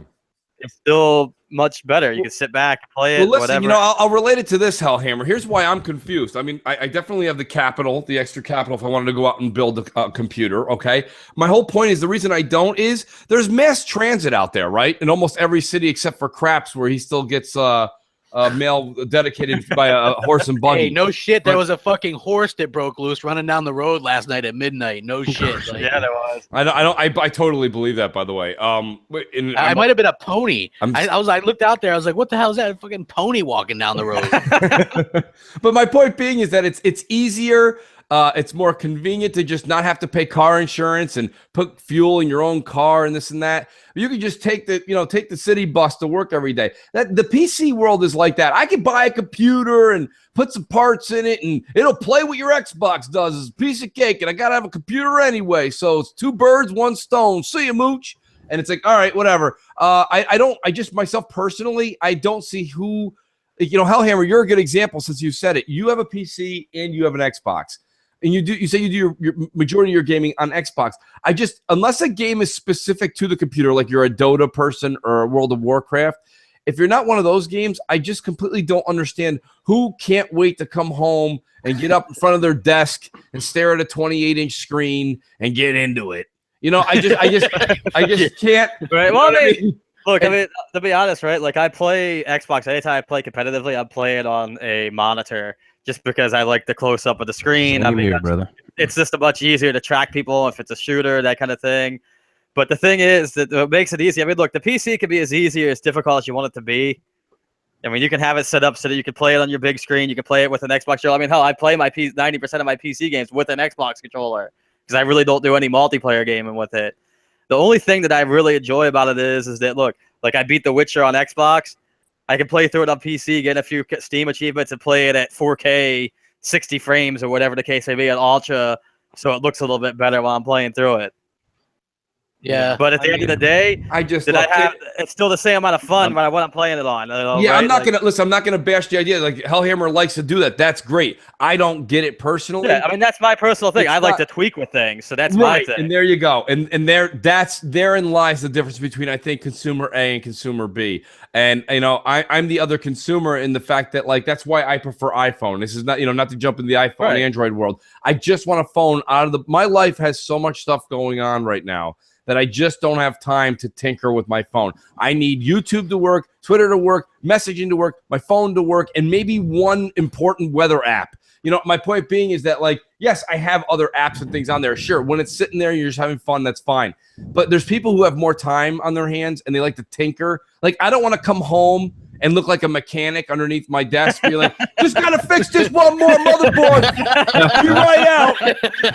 I just want to come home. I want, I love it. Can you imagine, Crap? You're on one of those wheel things in your back, and you're fixing just gotta get a little oil in this bitch. And I don't get it. But a lot of people in America have a lot of time on their hands, and if that's their hobby, that's awesome. But myself personally, you guys, anyone who's friends with me on Xbox Live or talks to me on Twitter knows I don't get on till almost 10:30 at night. I turn that bad boy on and I want to play now. I don't want to tinker. I don't want to update my Windows. I don't want to do this. I don't want to do I just don't want to do all that nonsense. Yeah. I wanted to touch on the other part of his question too. When he was playing Gears on PC and playing Gears on the PC, and he really didn't tell a difference. I think that's important to talk about as well, because you see, and we talk about lazy devs a lot, and when you get a dev that actually understands the hardware or actually wants to understand and use it to the fullest extent, I mean, that's what you're going to get. You're going to get games that look almost identical on the PC and Xbox. And to Mooch's point too, with the hardware and everything coming out, the gap is going to get closer and closer and closer, and you're not going to see much of a difference at all. Yeah, you know what and I mentioned this to Helmer the other day because he was doing one of his classic troll hammer thing. He was trying to act like he was a big time PC gamer and stuff. And I was telling him, I was like, look, these devs, especially the first party ones, are optimizing these games first for Xbox. You know what I mean? That's why they're playing so well. And I think that really shows. You know what I mean? Like the game is going to get Gears 4 will get patched up to 4K when Scorpio comes out. It'll be all good. You know what I mean? Like I'm interested to see how that kind of stuff works out. I will throw out props to the coalition though that they did a hell of a port for Gears 4 on PC. That works perfect.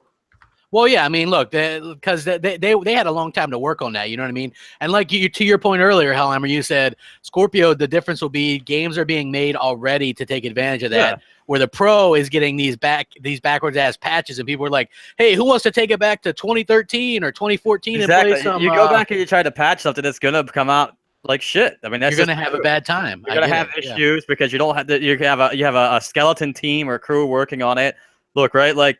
People don't want to go back and Bethesda doesn't want to go back and make something for Fallout 4 to backpatch it to 4K on the console on a game that they're not worrying about sales for anymore. That game's gone. It's past. It's done. Absolutely. And we've got like 360 watching. Hit that damn like button. Let's get some likes rolling in here, folks. Let's see if we can't get this bitch up to 250 likes. Rack them likes up, folks. And we got a very special voicemail apparently coming in. Jay, you ready to roll that? I'm sorry, lady. We're also without those Xbox One S Minecraft editions. Sorry, guys. It's Vince here from GameStop. Been trying to get in contact with a listener of yours. His name's Tony. Tony came in a few weeks ago when he traded in a PS4 Pro. And that unit seems to be overheating now. And just wondering if, Tony, you're not going to answer our calls. Maybe just come down the store, Tony. I know you're listening. And, you know, we'll give you the unit back, and you give us our $5 back, and we can call it a day, okay?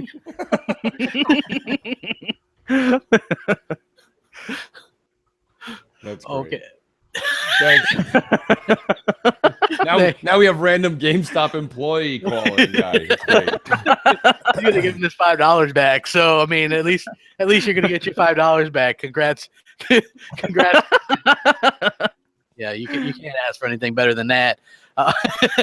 We should roll into another voicemail, I think, Jay. I think we have like 800 left. Yeah, we have quite a few. So let's go with Hayabusa Soul. Nice. Hayabusa. Try saying that 3 times fast. Hey, Mooch and Crap. This is me, Hayabusa Soul. I just wanted to ask you guys a question. Well, things going on the internet around lately that Capcom is teasing Marvel vs. Capcom 4. Yeah, and I know you guys aren't into those Japanese games, but you know, tournament fighters like these are kind of important.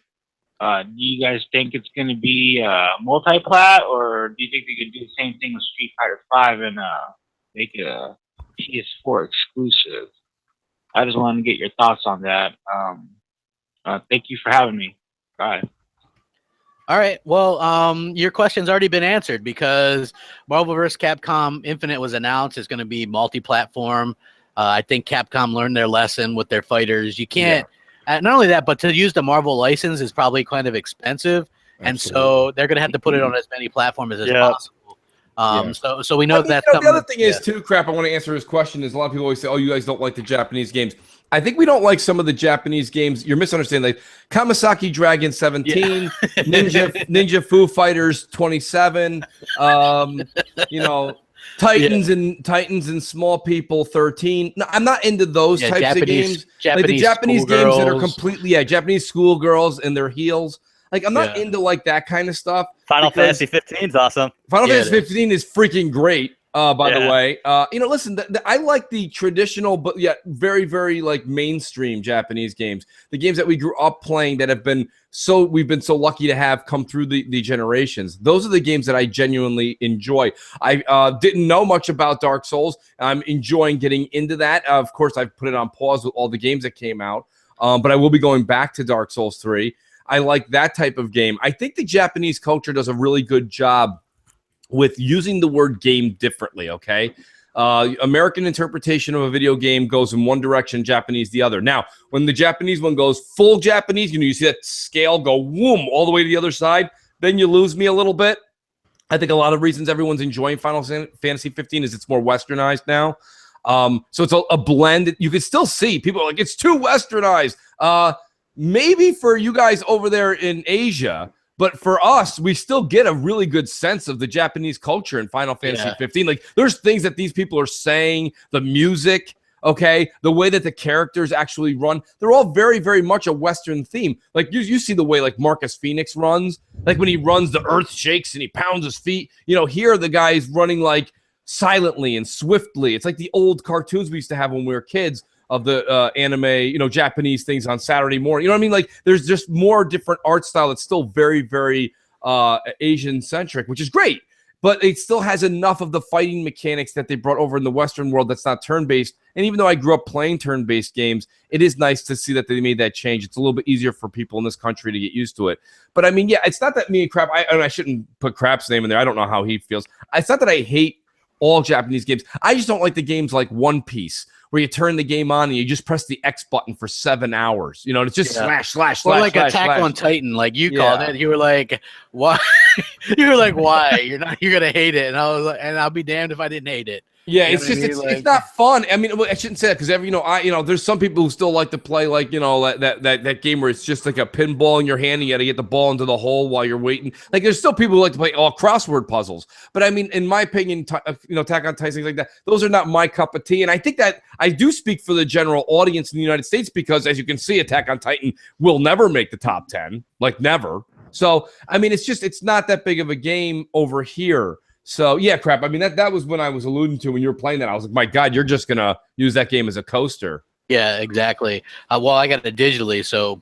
My apologies. Yeah, I mean, look, those aren't really my type of games either. There's some, like, I enjoyed Lost Odyssey last gen and, like, some of the Blue Dragon. Like, there's some good ones, you know what I mean? Like, there's some decent ones. But it's like, for me, I don't like the, what's that called, Hellhammer, when it's, like, the not. Like Final Fantasy 15 has like straight on combat, but when it's like you don't like the turn-based combat. Yeah, I'm not a big turn-based combat. I mean, I like that in South Park. I thought that was cool. But for the most part, that's South Park. Mm-hmm. I don't think I would like that in. I mean, you also got to look too, right? Like Attack on Titan, right? Like that game. I mean, I'm sure if you're a fan of the anime or whatever, regardless of how the game is, you'd probably enjoy it because of the story, just the story alone. But if you're not a fan of that kind of thing, I mean, it's kind of lost on you. Yeah. So, like GKB, what are your thoughts on like the Japanese stuff? I mean, to each his own. Honestly, like if you enjoy that stuff, that's cool. I think Phil at the end of the day, he does want to get like JRPGs and stuff on, and get that in his repertoire of games for the thing. But I'm much like you. It's not that I don't per se like them or anything like that. I just don't have the time to devote to a lot of these games that are like hundreds plus hours. I mean, I still haven't even finished The Witcher 3 just because I don't have time. I mean, more options for I'm the only gamers. person in here who's beat that game. Probably. And the DLCs, like I was like, he's like, I started it on PC. Yeah, I have actually. I'm like halfway through it on PC too. But I think at the end of the day, like more options for gamers is always a good thing. So yeah, I agree. But look here, the people like that want to put Phil on blast or Microsoft on blast for not catering to this.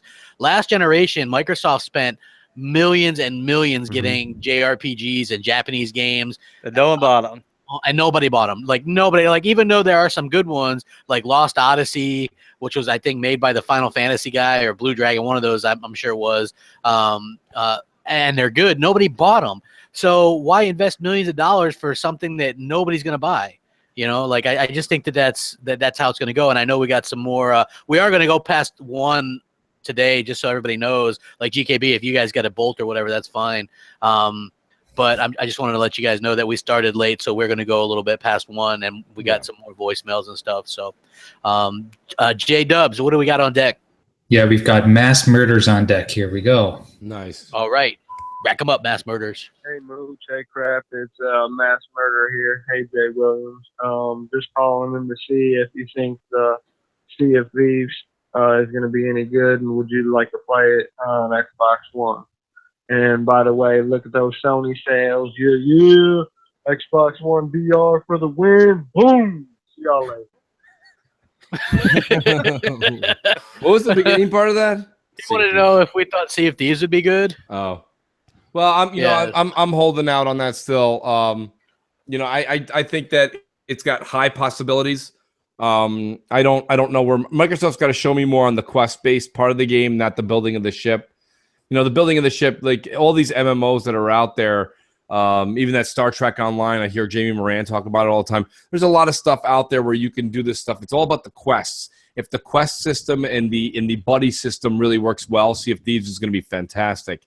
If Sea of Thieves ends up being where you need your crew to do everything and you can't have any individualism, that's not good. If it's too individual and not crew related, that's not good. It's really hard to make a game like this. So my hat goes off to Rare and trying to be so ambitious. I really hope they're able to pull it together. Yeah, I agree. Yeah.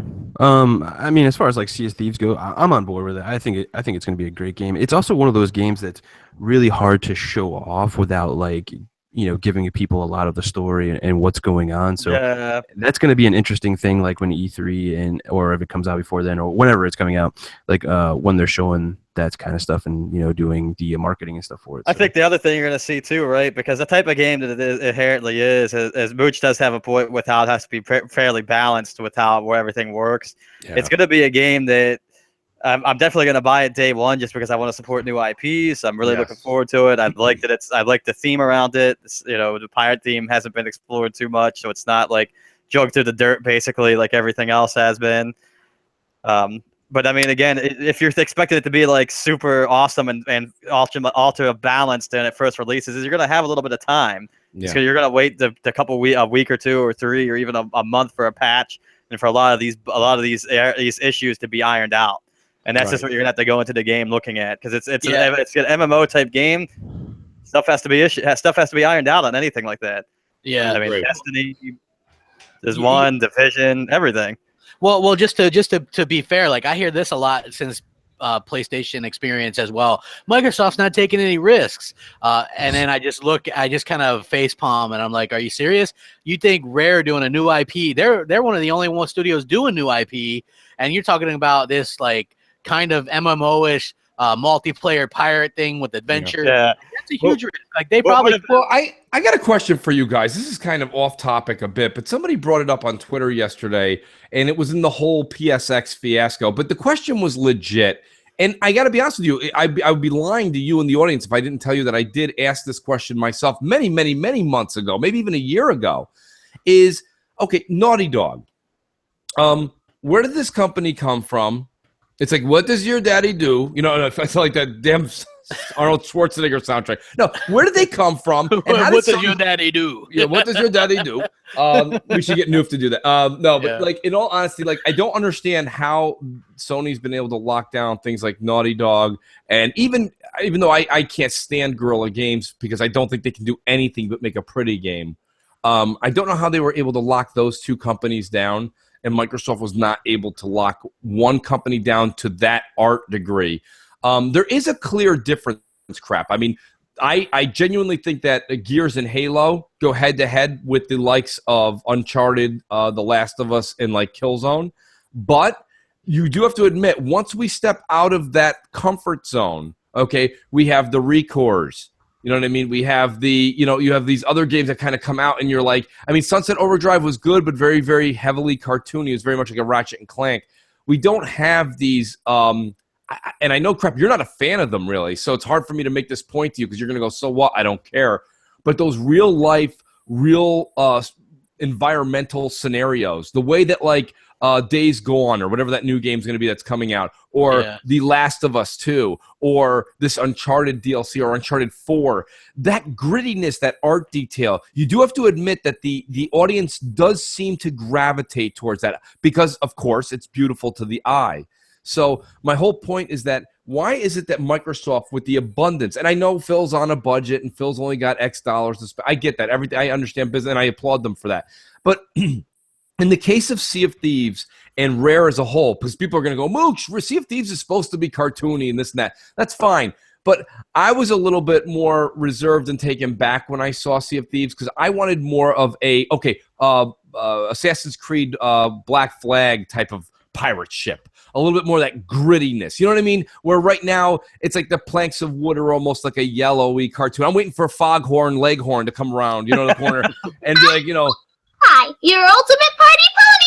Oh, there you go. Next caller wins the prize. Crap, you'll decide the prize. It's gonna be a month of EA Access and EA Access cards. So call in on Skype, MC Mornings, and you will win a 1 month. That's a great gift. EA Access, because there's a ton of. I mean, you could, even if you didn't want to keep paying for it afterward, you could probably get through a good handful of games in that amount of time. You know what I mean? But what do you guys think, Crap? Apart what I'm saying, do you understand? Do you see my concern where everything just seems to be very, very Warner Brothers cartoonish in the past year or two? Even so, I'm a huge fan, and I'm a proponent of Sunset Overdrive 2 coming out.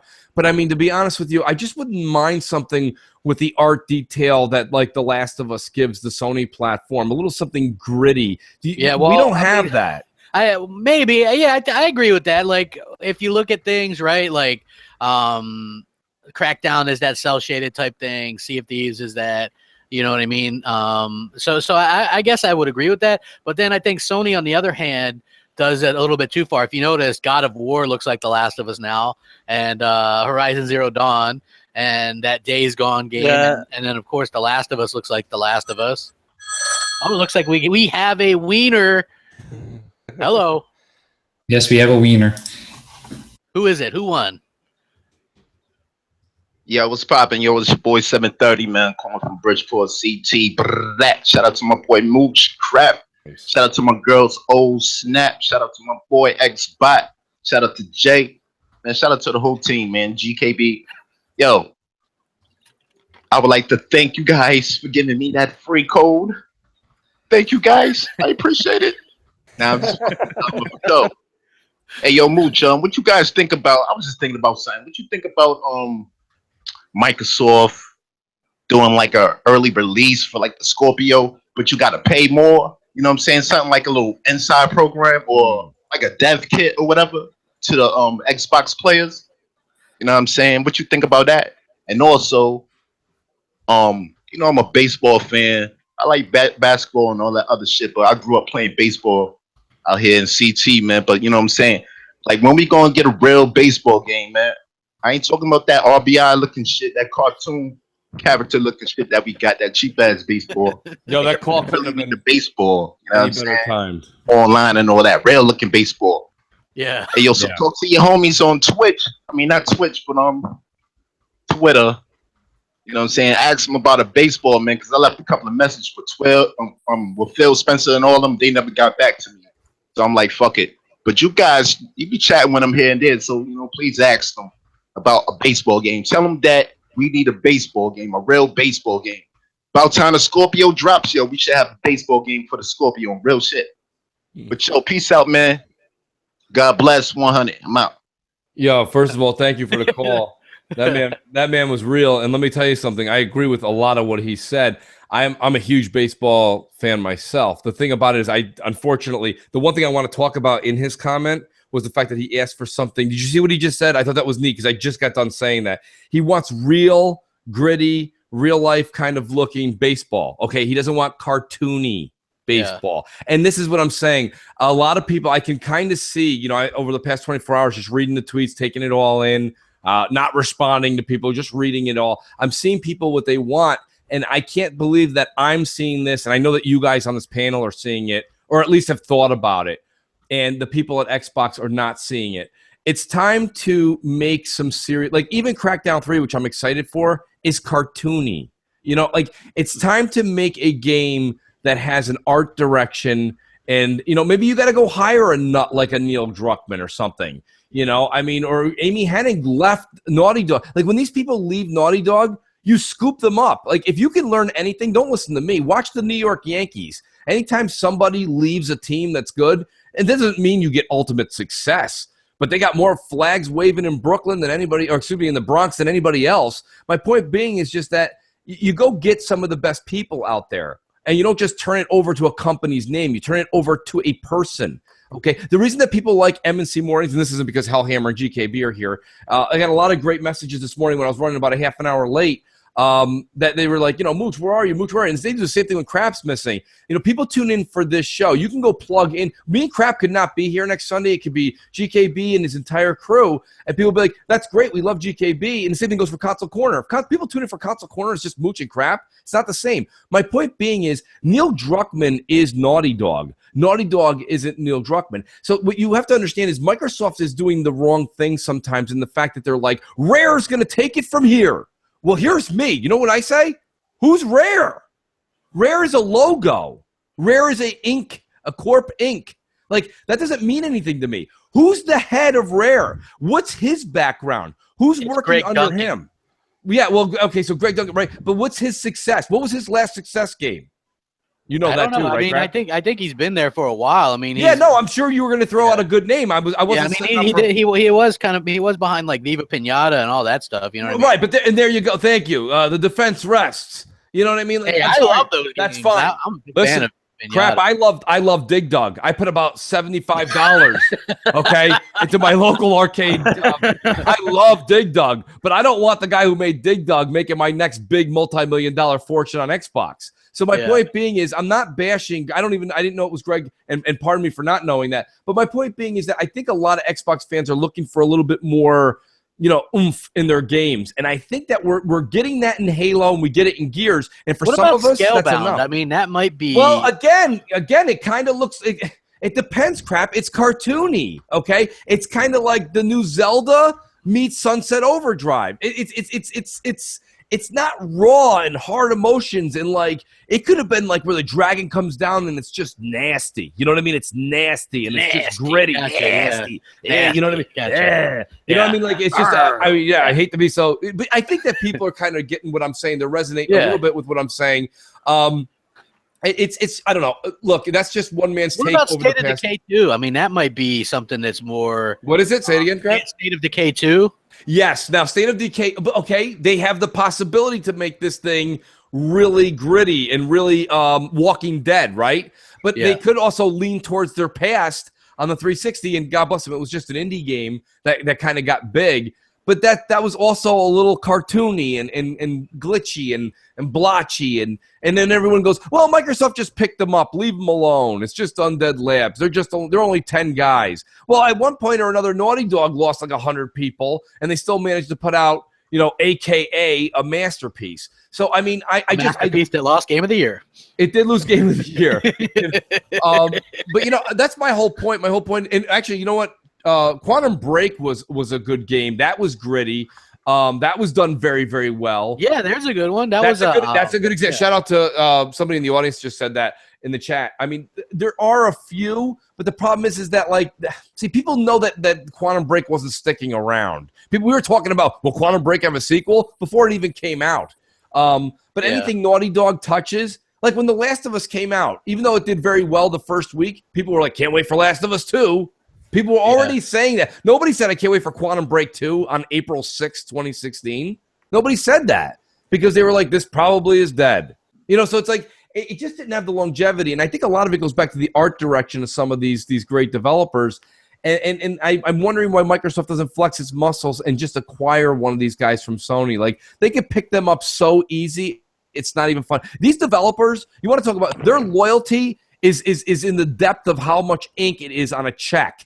You know what I mean? That's fractions and fractions of a milli-inch, for God's sake. I mean, all that Microsoft has to do is walk up to Naughty Dog and say, hey, by the way, we want to give you this much over Sony. And Naughty Dog all of a sudden is now living in Redmond. You know what I mean? It's not that hard to do. Well, I mean, Sony owns them. So, yeah, I agree. Like, they could do that. Even Dead Rising went back to a more cartoony look.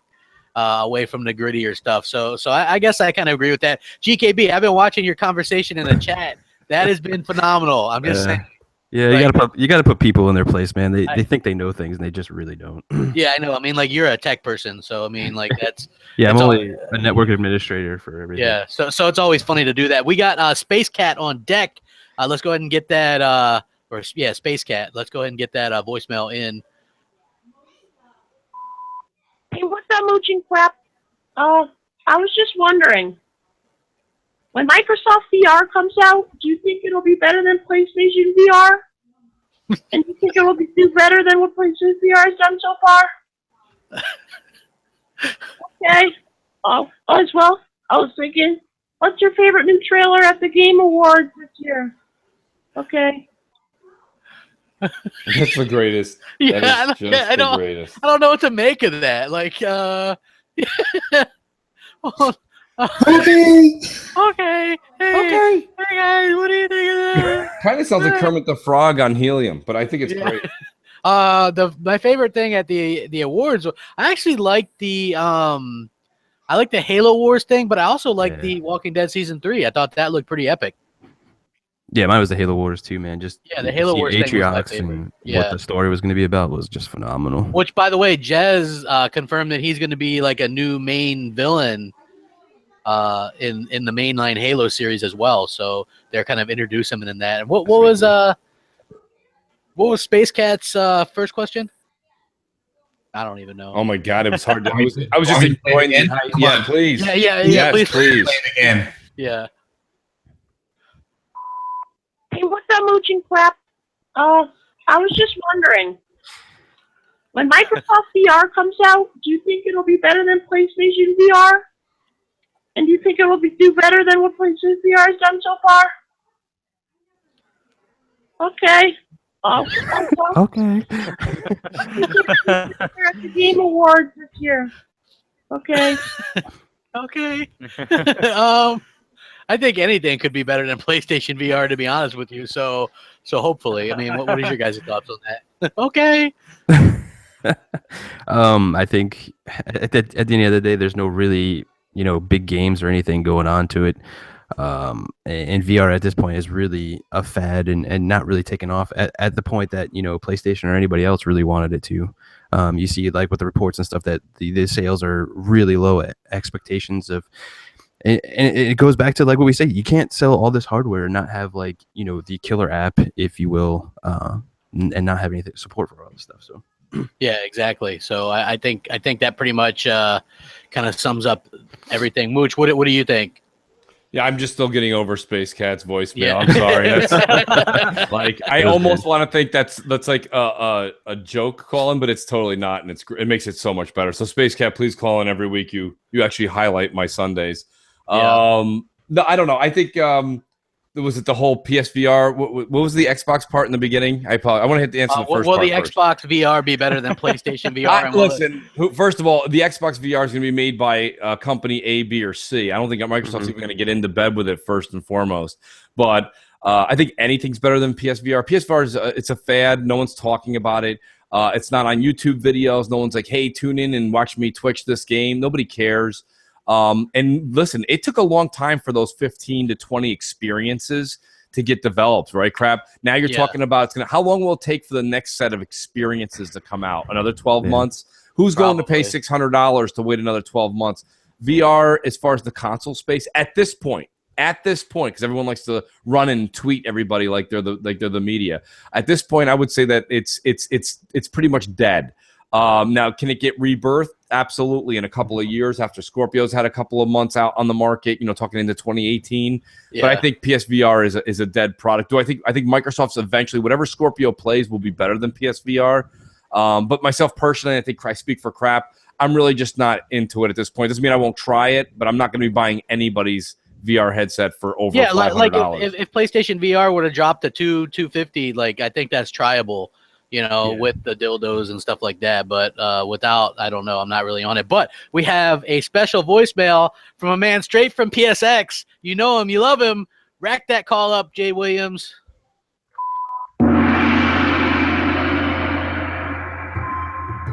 Oh, hi everybody. This is Yoshita calling. I am drunk off my ass because I am pissed off. We got our asses kicked by a damn tracer. Rains from above my ass. Bullshit. And I'm trying to sell my damn PS4s on eBay. All that to count those sales numbers as twice the PS4s sold. Anyway, I would like to make a challenge to someone because there was a mishap last week on M&C Mornings. Apparently, you gave Sony the Tony Tiger Pony my damn code because I got home, I plugged it in, and guess what comes on the damn screen? Yeah, dear God, what the fuck? Is that some kind of sick a joke or something? You guys just ruined my damn week. Get me damn beer, Sean Murray, stupid ass. Yoshida would like to challenge Sony the Tony Tiger former pony to a duel in Mortal Kombat where you will get your ass kicked. If Xbox ever puts arenas on, you and me, buddy, we're going toe to toe. I think that's about it. And I would like my free code, and that is all. Thank you for having me on your show, Boogie and Angry Joe. I love you too. You guys are my favorite fucking people. Give me a damn beer, Sean, and aspirin. Okay, bye. Yo, I do love his call-ins, but more than that, I love the soundtrack. Remember, you can't take anything they say seriously. It's just jokes. Jokes performed by YouTube professionals, and usually the joke's on them. Exactly. Yeah, I'll tell you, man, it is great to have the great Yoshida call in. I feel very privileged. Yeah, see, I like that he's basically everywhere he goes, he's followed by like a Japanese orchestra. So that's probably a little known fact. Wherever he goes, you. Okay, and now we have a call. MNC Mornings, what's up? How you doing? ¿Cómo estás? Hello. Good morning. Yeah. Yes. How you doing, bro? Good morning. This is John, CatNar75 on Xbox. I'm from Sacramento, California. And good morning, Mooch, Win. I have two girls, so I can't say your real name. And who else? Graphics, Hammer, and GKB. Talked to all of you this morning. Not a voice, but a caller just got the line asking about Scorpio. I have about the release date. I wouldn't want to go in more detail about if they give the release date and the pricing, and then do a premium product, maybe releasing a little bit earlier, a higher price than that. I don't know if that'd be a good thing, or maybe there's technical things with it, but that's my question, and good luck figuring out the code name for Win. Have a great day. You're my favorite show. First time caller to anything. Bye. All right, so he wants to know about like a premium product, the price. I guess I couldn't really make out what he was saying. Yeah. Well, I'm going to go ahead and say that Phil has commented multiple times. I think it's a premium product, as Scorpio will be, but he said it'll be a price that we're familiar with as gamers. And like a lot of the stuff is cheaper. Like Hellhammer was telling me, like the new Zen or whatever is actually like, what is it? Like just a little bit more expensive than like the Jaguar. Yeah, stuff, I mean, right? you're looking at a very minimal price cost if you're looking at what so far has been kind of leaked out or whatever. I mean, look, you have Zen CPUs that are coming out as us for consumers that we're going to be able to buy that outperforms or performs at the same level as last generation's Intel i7s for about $149. Yeah. I mean, look, you put that in perspective. The closest CPU you could buy off the bat that's close to the Xbox One or the PS4 just stock right now is still about $90. So you're playing with a little bit of a premium price of about $70 or so here or there, but not that big of a deal. Yeah, Especially if you're buying them in mass, like what Microsoft is going to be doing. Yeah, I agree.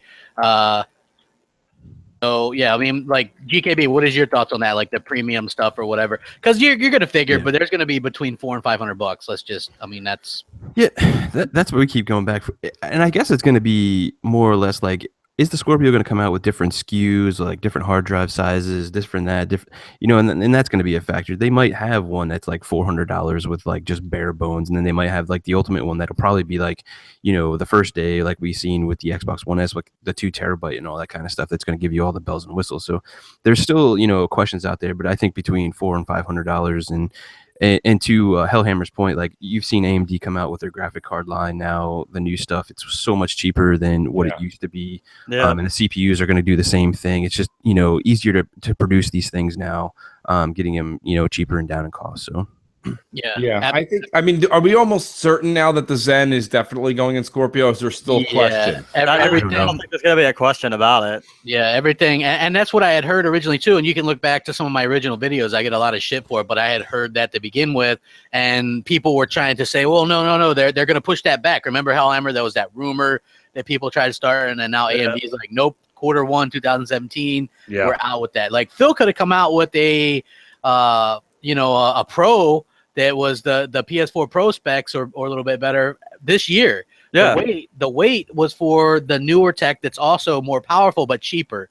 So I think that's the whole idea. Yeah, behind I mean, look, here's the problem, right? Like you got to know a little bit behind the PC market as well for some of this stuff, right? So like AMD is basically getting slaughtered as far as producing chips for at home for the CPU side. I mean, Intel is slaughtering them in that. Yeah. So they're going to want to come out with something as quick as possible to help go up against that. I mean, this has been going on for years. Yeah, absolutely. We've got I've still got so many voicemails, so we're just gonna do a couple back to back. Right now we've got a good one on deck. Jay, you wanna rack that one up? Yeah, we've got Stick Figure. Stick Figure. Stick to the figure. Stick Figure. Hey, Mooch and Crap, it's Stick Figure. Gears of War 4 this last weekend just had a crossplay with PC and versus multiplayer. Just wondering if you guys played it at all, what your thoughts were. And me personally, I just think that if they had dedicated lobbies that console gamers made the choice to join or not, to play with PC, their friends on PC or whatever, that would be okay. As long as you still had the standard console multiplayer lobbies to play, so basically you made the choice whether you played against PC or not. If you have a friend on PC, you can play with him or her. Anyway, just interested to see what you guys think. Okay, well, good. Crap, I know that's a good question. I know you can't stand. I hate this, right? Like, and some people don't understand why, and here's why. I think that it's stupid. I think that the PC player count is down, and they're trying to figure out a way to make this fair. But the only way you're going to make it fair is by pissing off the people that play on PC now by saying, okay, you're forced to use a controller now. That's it, right? Like that's a way that they would have to do it. I don't like it. Like I didn't play it. I boycotted. I don't like. Who cares, right? But I boycotted Gears this weekend specifically for that. I don't know. I question that a lot. I don't want that on my games. And I know people go, well, it's an option. But here's the thing. If you have 100 players and then let's say 25 are stupid enough or don't care about their KD or don't care about getting slaughtered, decide to go that they don't mind playing against PC players, even if they get their asses kicked. That's 25 less players that I have to play against. You know what I mean? Like, I don't like the division of the player base like that. I thought it was good the way it was. Like, if you wanted to co-op with PC, you could. If you wanted to do Horde, you could. So, you know what I mean? I think that, to me, it's a stupid thing. I wish they would cut it out. Yeah, I agree. I do think that they have to. If it's done and it's just an option in the menu screen, to me personally, I don't care. The only thing that you made a good point. The only thing that stands in the way of my point is that if it takes away from the community and you lose a bunch of players going into that trying to compete with the PC guys, and all of a sudden the console membership drops. But that's like worrying you're going to win the lottery and you're not going to be able to tell your boss in time before you skeet out of town. Yeah. It's not really going to happen. You're not going to have console people lining up to go into the PC competitive world. If the option's there, Crap, it'll be there, and I think it'll just fade with not being used. I mean, having the option there is nice. Again, like Mooch said, I don't think it's that big of a deal. If a couple people want to go over there and see, what it's like playing against people with that. Look, honestly, going up against somebody with a keyboard and mouse with a controller just as unfair as it is. I mean, you don't even have to talk about any of the technical side of that. Just the fact that a mouse is so much faster to aim with. Right. That's just right there. It's just it. What about you, GKB? What are your thoughts? I mean, I'm okay with it either way, honestly. I've gone on PC stuff playing with controllers and mouse and keyboard and all that kind of stuff, you're gonna get wrecked. It's fine. But if it's an option and they're not forcing it, I don't really see a big deal. I do see all your points, crap with maybe like losing player base or whatever like that. But I don't really think it. I mean, at the end of the day, if you're a console guy, you're gonna be a console guy. I don't think that's. I mean, look, I think it's an okay option too as well, because if you really think about it, a lot of people are now starting to buy. And not even just that, just a lot of laptops and portable systems and that sort of thing are starting to come out that are capable of playing games just off the shelf. So, I mean, maybe you have somebody who has the cross-buy game and they're playing, from their hotel room or something, didn't bother to bring their Xbox. You want to play a few rounds of competitive with them.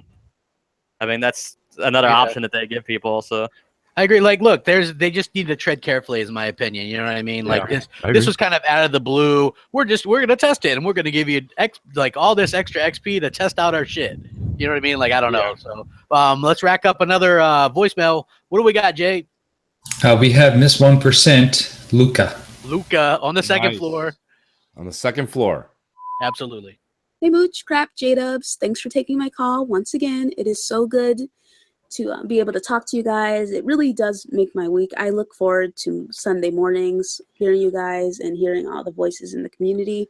The Xbox community, I'm learning, is really open and welcoming, and I'm really glad that I'm a part of it now. Anyways, I just wanted to have a follow-up from my question from last week regarding Dark Souls.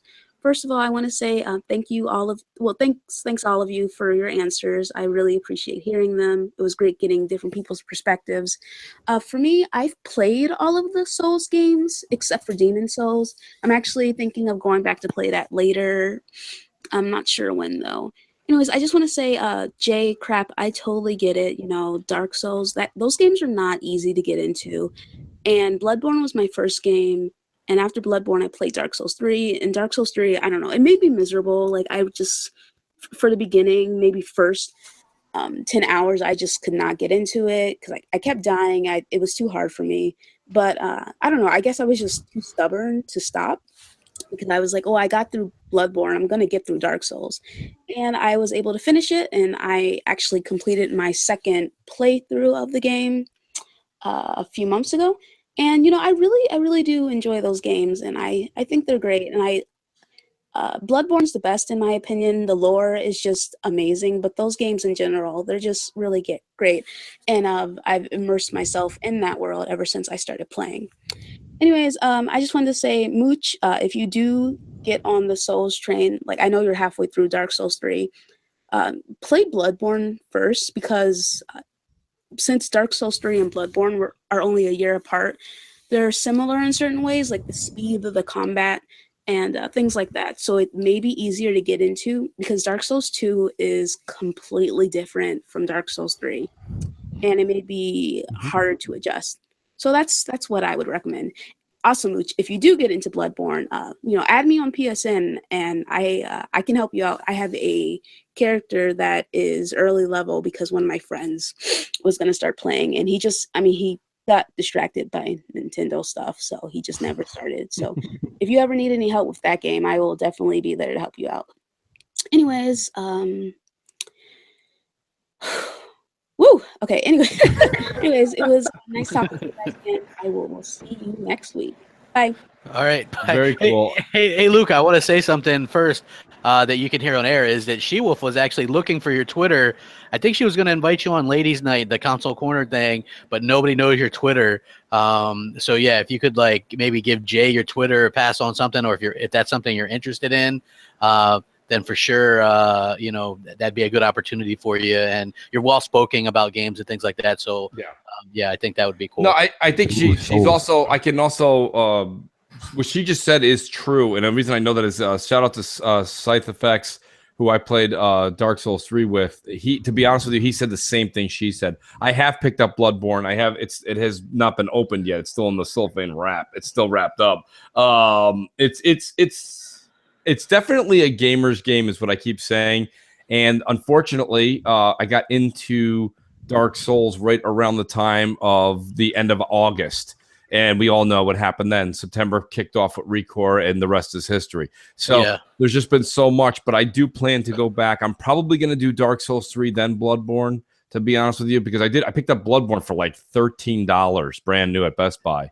How do you? I mean, you just can't pass that up. Even if there are coasters that are more expensive, so you got to pick it up and try it. But I do think that if you're a gamer, you should definitely check out. GKB's got my back on this. Dark Souls is a fun game because the game is very much like the old school games. A lot of times, crap, when we were younger, remember we used to go pick up a game and play it. You had no idea how to play the game. We just figured it out as kids, and they were easier in the 8 and 16-bit generation. But that frustration of dying and getting stronger and going to fight the boss at a different level and attacking the way that the map is laid out in a different way to everyone beats Dark Souls in a different method. Nobody has the same method. Same thing can be said almost for like Final Fantasy games. You sometimes have to spend 2, 3 hours, 4 hours going out there and just grinding and leveling up. Then you can go take on a boss. That kind of stuff, that's a very Japanese-ish kind of way of playing a game, and I think that's really interesting. So, you know what I mean? Like, don't get me wrong. I'm not saying it's better than any other type of game, but it's definitely different. And I think that once or twice a year when you're in the mood and you got a little bit of backlog time, that's the time to kind of get into a game like that and see if you can. And the challenge is also there. So yeah, shout out to you, Luca. And I will reach out to you on PSN. I have many friends on PSN, but they're just listed as friends. I have to be very careful on PSN. It's like walking into a minefield. So just tweet me your PSN and I'll make sure to add you. Yeah, absolutely. Go ahead, GKB. To Luca's point, sorry about that. I think she got on board with Bloodborne and stuff there. So I think she has like a little bit of an attachment with the lore of that game, because from what she was saying there, and I don't know her personally or anything like that, but that was our first like Souls type game. So yeah, I think when you get onto a game, especially a Souls game, in that one you're gonna think like the lore and all that kind of stuff is more involved and all that. But I come from like playing Souls for quite a while, and I think the lore in Souls games, like the traditional Souls games, are way more involved, and people just like eat that stuff up for sure. I don't know. I guess it's back and forth. Like, I prefer the Souls games over Bloodborne. I thought Bloodborne was a bit easier, but it looked really cool. I think it was awesome, and I think it was a good game. But I prefer Souls over Bloodborne. Okay. Well, good stuff. Yeah, we are officially running late. I know we didn't get to all the voicemails. We'll do the leftover ones next week as well. But we are. If you did call in, you're on the Wheel of Wonder. So J-Dubs, how's that working out? Just give me a second. I'll get it all up and running, and I'll let you know. Yeah, okay. Just to reiterate what Crab said. So we went a half an hour over to try and make up for the half hour that I was late for. And I'll be honest with you. So everyone will be getting entered into the Wheel of Wonder. So if you gave a voicemail, your name is already on the wheel before the show even started. So don't feel like if you didn't hear your voicemail, we didn't. I don't even know if we would have got to 21 voicemails from 11 to 1, because 2 hours is 2 hours no matter how you slice it. Yeah, it went kind of hectic. Plus, like thankfully GKB and Hellhammer were here to help out. We were just like, guys. Yeah, we were just like kind of just like, and it was, I think the show so far has been really, really good. It won a really good show. And hopefully, a few people last week were asking if occasionally it would be great to have a guest join us. Why not? Yeah. Every once and again. The idea was the dynamic, as you can see, with a call in and the way Jay Williams has everything set up. I think even GKB and Hellhammer kind of felt it today. Once they asked me or you a question, to get to all four of us, we get to less calls. Yeah. So the idea is to kind of bang the ideas off of me and Crap, and then also take voicemails, and we have contests to give away too. So my point being is I do think we should bring in GKB, Hellhammer. She will bring in a guest every couple of weeks and switch things up. But I do appreciate what you guys did in my half-hour absence. But you definitely see how tough it is. Like, when somebody asks a question, we go around, then we get a call, and it's like you got to go to the call. Yeah, that's what I'm saying. It's a little crunch to have a large panel. And so this is for a year of Xbox Live. We're going to spin the wheel. Everybody has to mute their mic while Jay spins it. It's all you, Jay. Okay, here we go. The Wheel of Wonder is ready to go. And here goes the spin.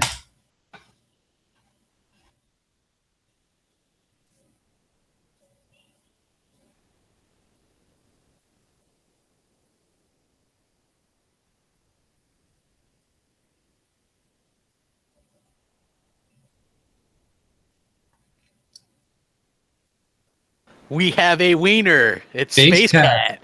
5, 4, 6. Okay. Hey, Mooch, hey, Crap. That was great. Love it. Absolutely love Space Cat. Make sure you call him weekly. I can't get enough. Crap, we do. You know what, Jay? If I have a request, next week, Anyway the Wheel Wonder, we can play the Price is Right soundtrack while that's spinning. Yeah, I'm not sure why the soundtrack didn't play this time. It has to do with all the technical difficulties we were having today, I think. So no problem at all. Yeah. Apparently, also real quick, Forza Horizon 3 is $20 disc and digital in the Microsoft Store right now. So if you haven't picked it up, $20, either digital download or disc. That's amazing. By the Best way. racing game available. Yeah, that's amazing. $20. They're basically giving it to you. Hell yeah. And Jay, are you gonna boot up the outro? So I put it in the studio mode for sure this time. Yeah. Hey, quick question before we go to studio mode, and everyone can hear me 3 or 4 times in one breath. Did we now? So that was the year of Xbox Live. Did we give away anything else today? Crap! I thought we gave away a month code of EA Access. Next week we have the Halo Master Chief Collection. Okay, got it. More EA Access stuff like that. So I apologize. I missed the early part today. Everybody, Mooch will be here 11 a.m. Eastern time next week for certain. So I appreciate that. We have lots of Gears codes too. Yeah, and we have lots of Gears codes. A lot of those are getting donated to Doc Cupcakes, his thing that he does for like the soldiers and stuff. So yeah, I think that's really cool as well.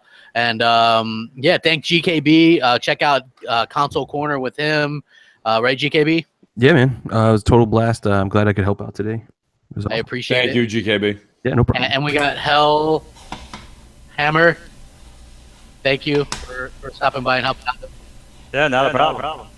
Today, I consider myself the luckiest man on the face of the earth. You can't get enough of that. Let's roll it, Jay. Okay, thanks a lot, guys. It was a great show. Keep it Xbox. Don't freak out.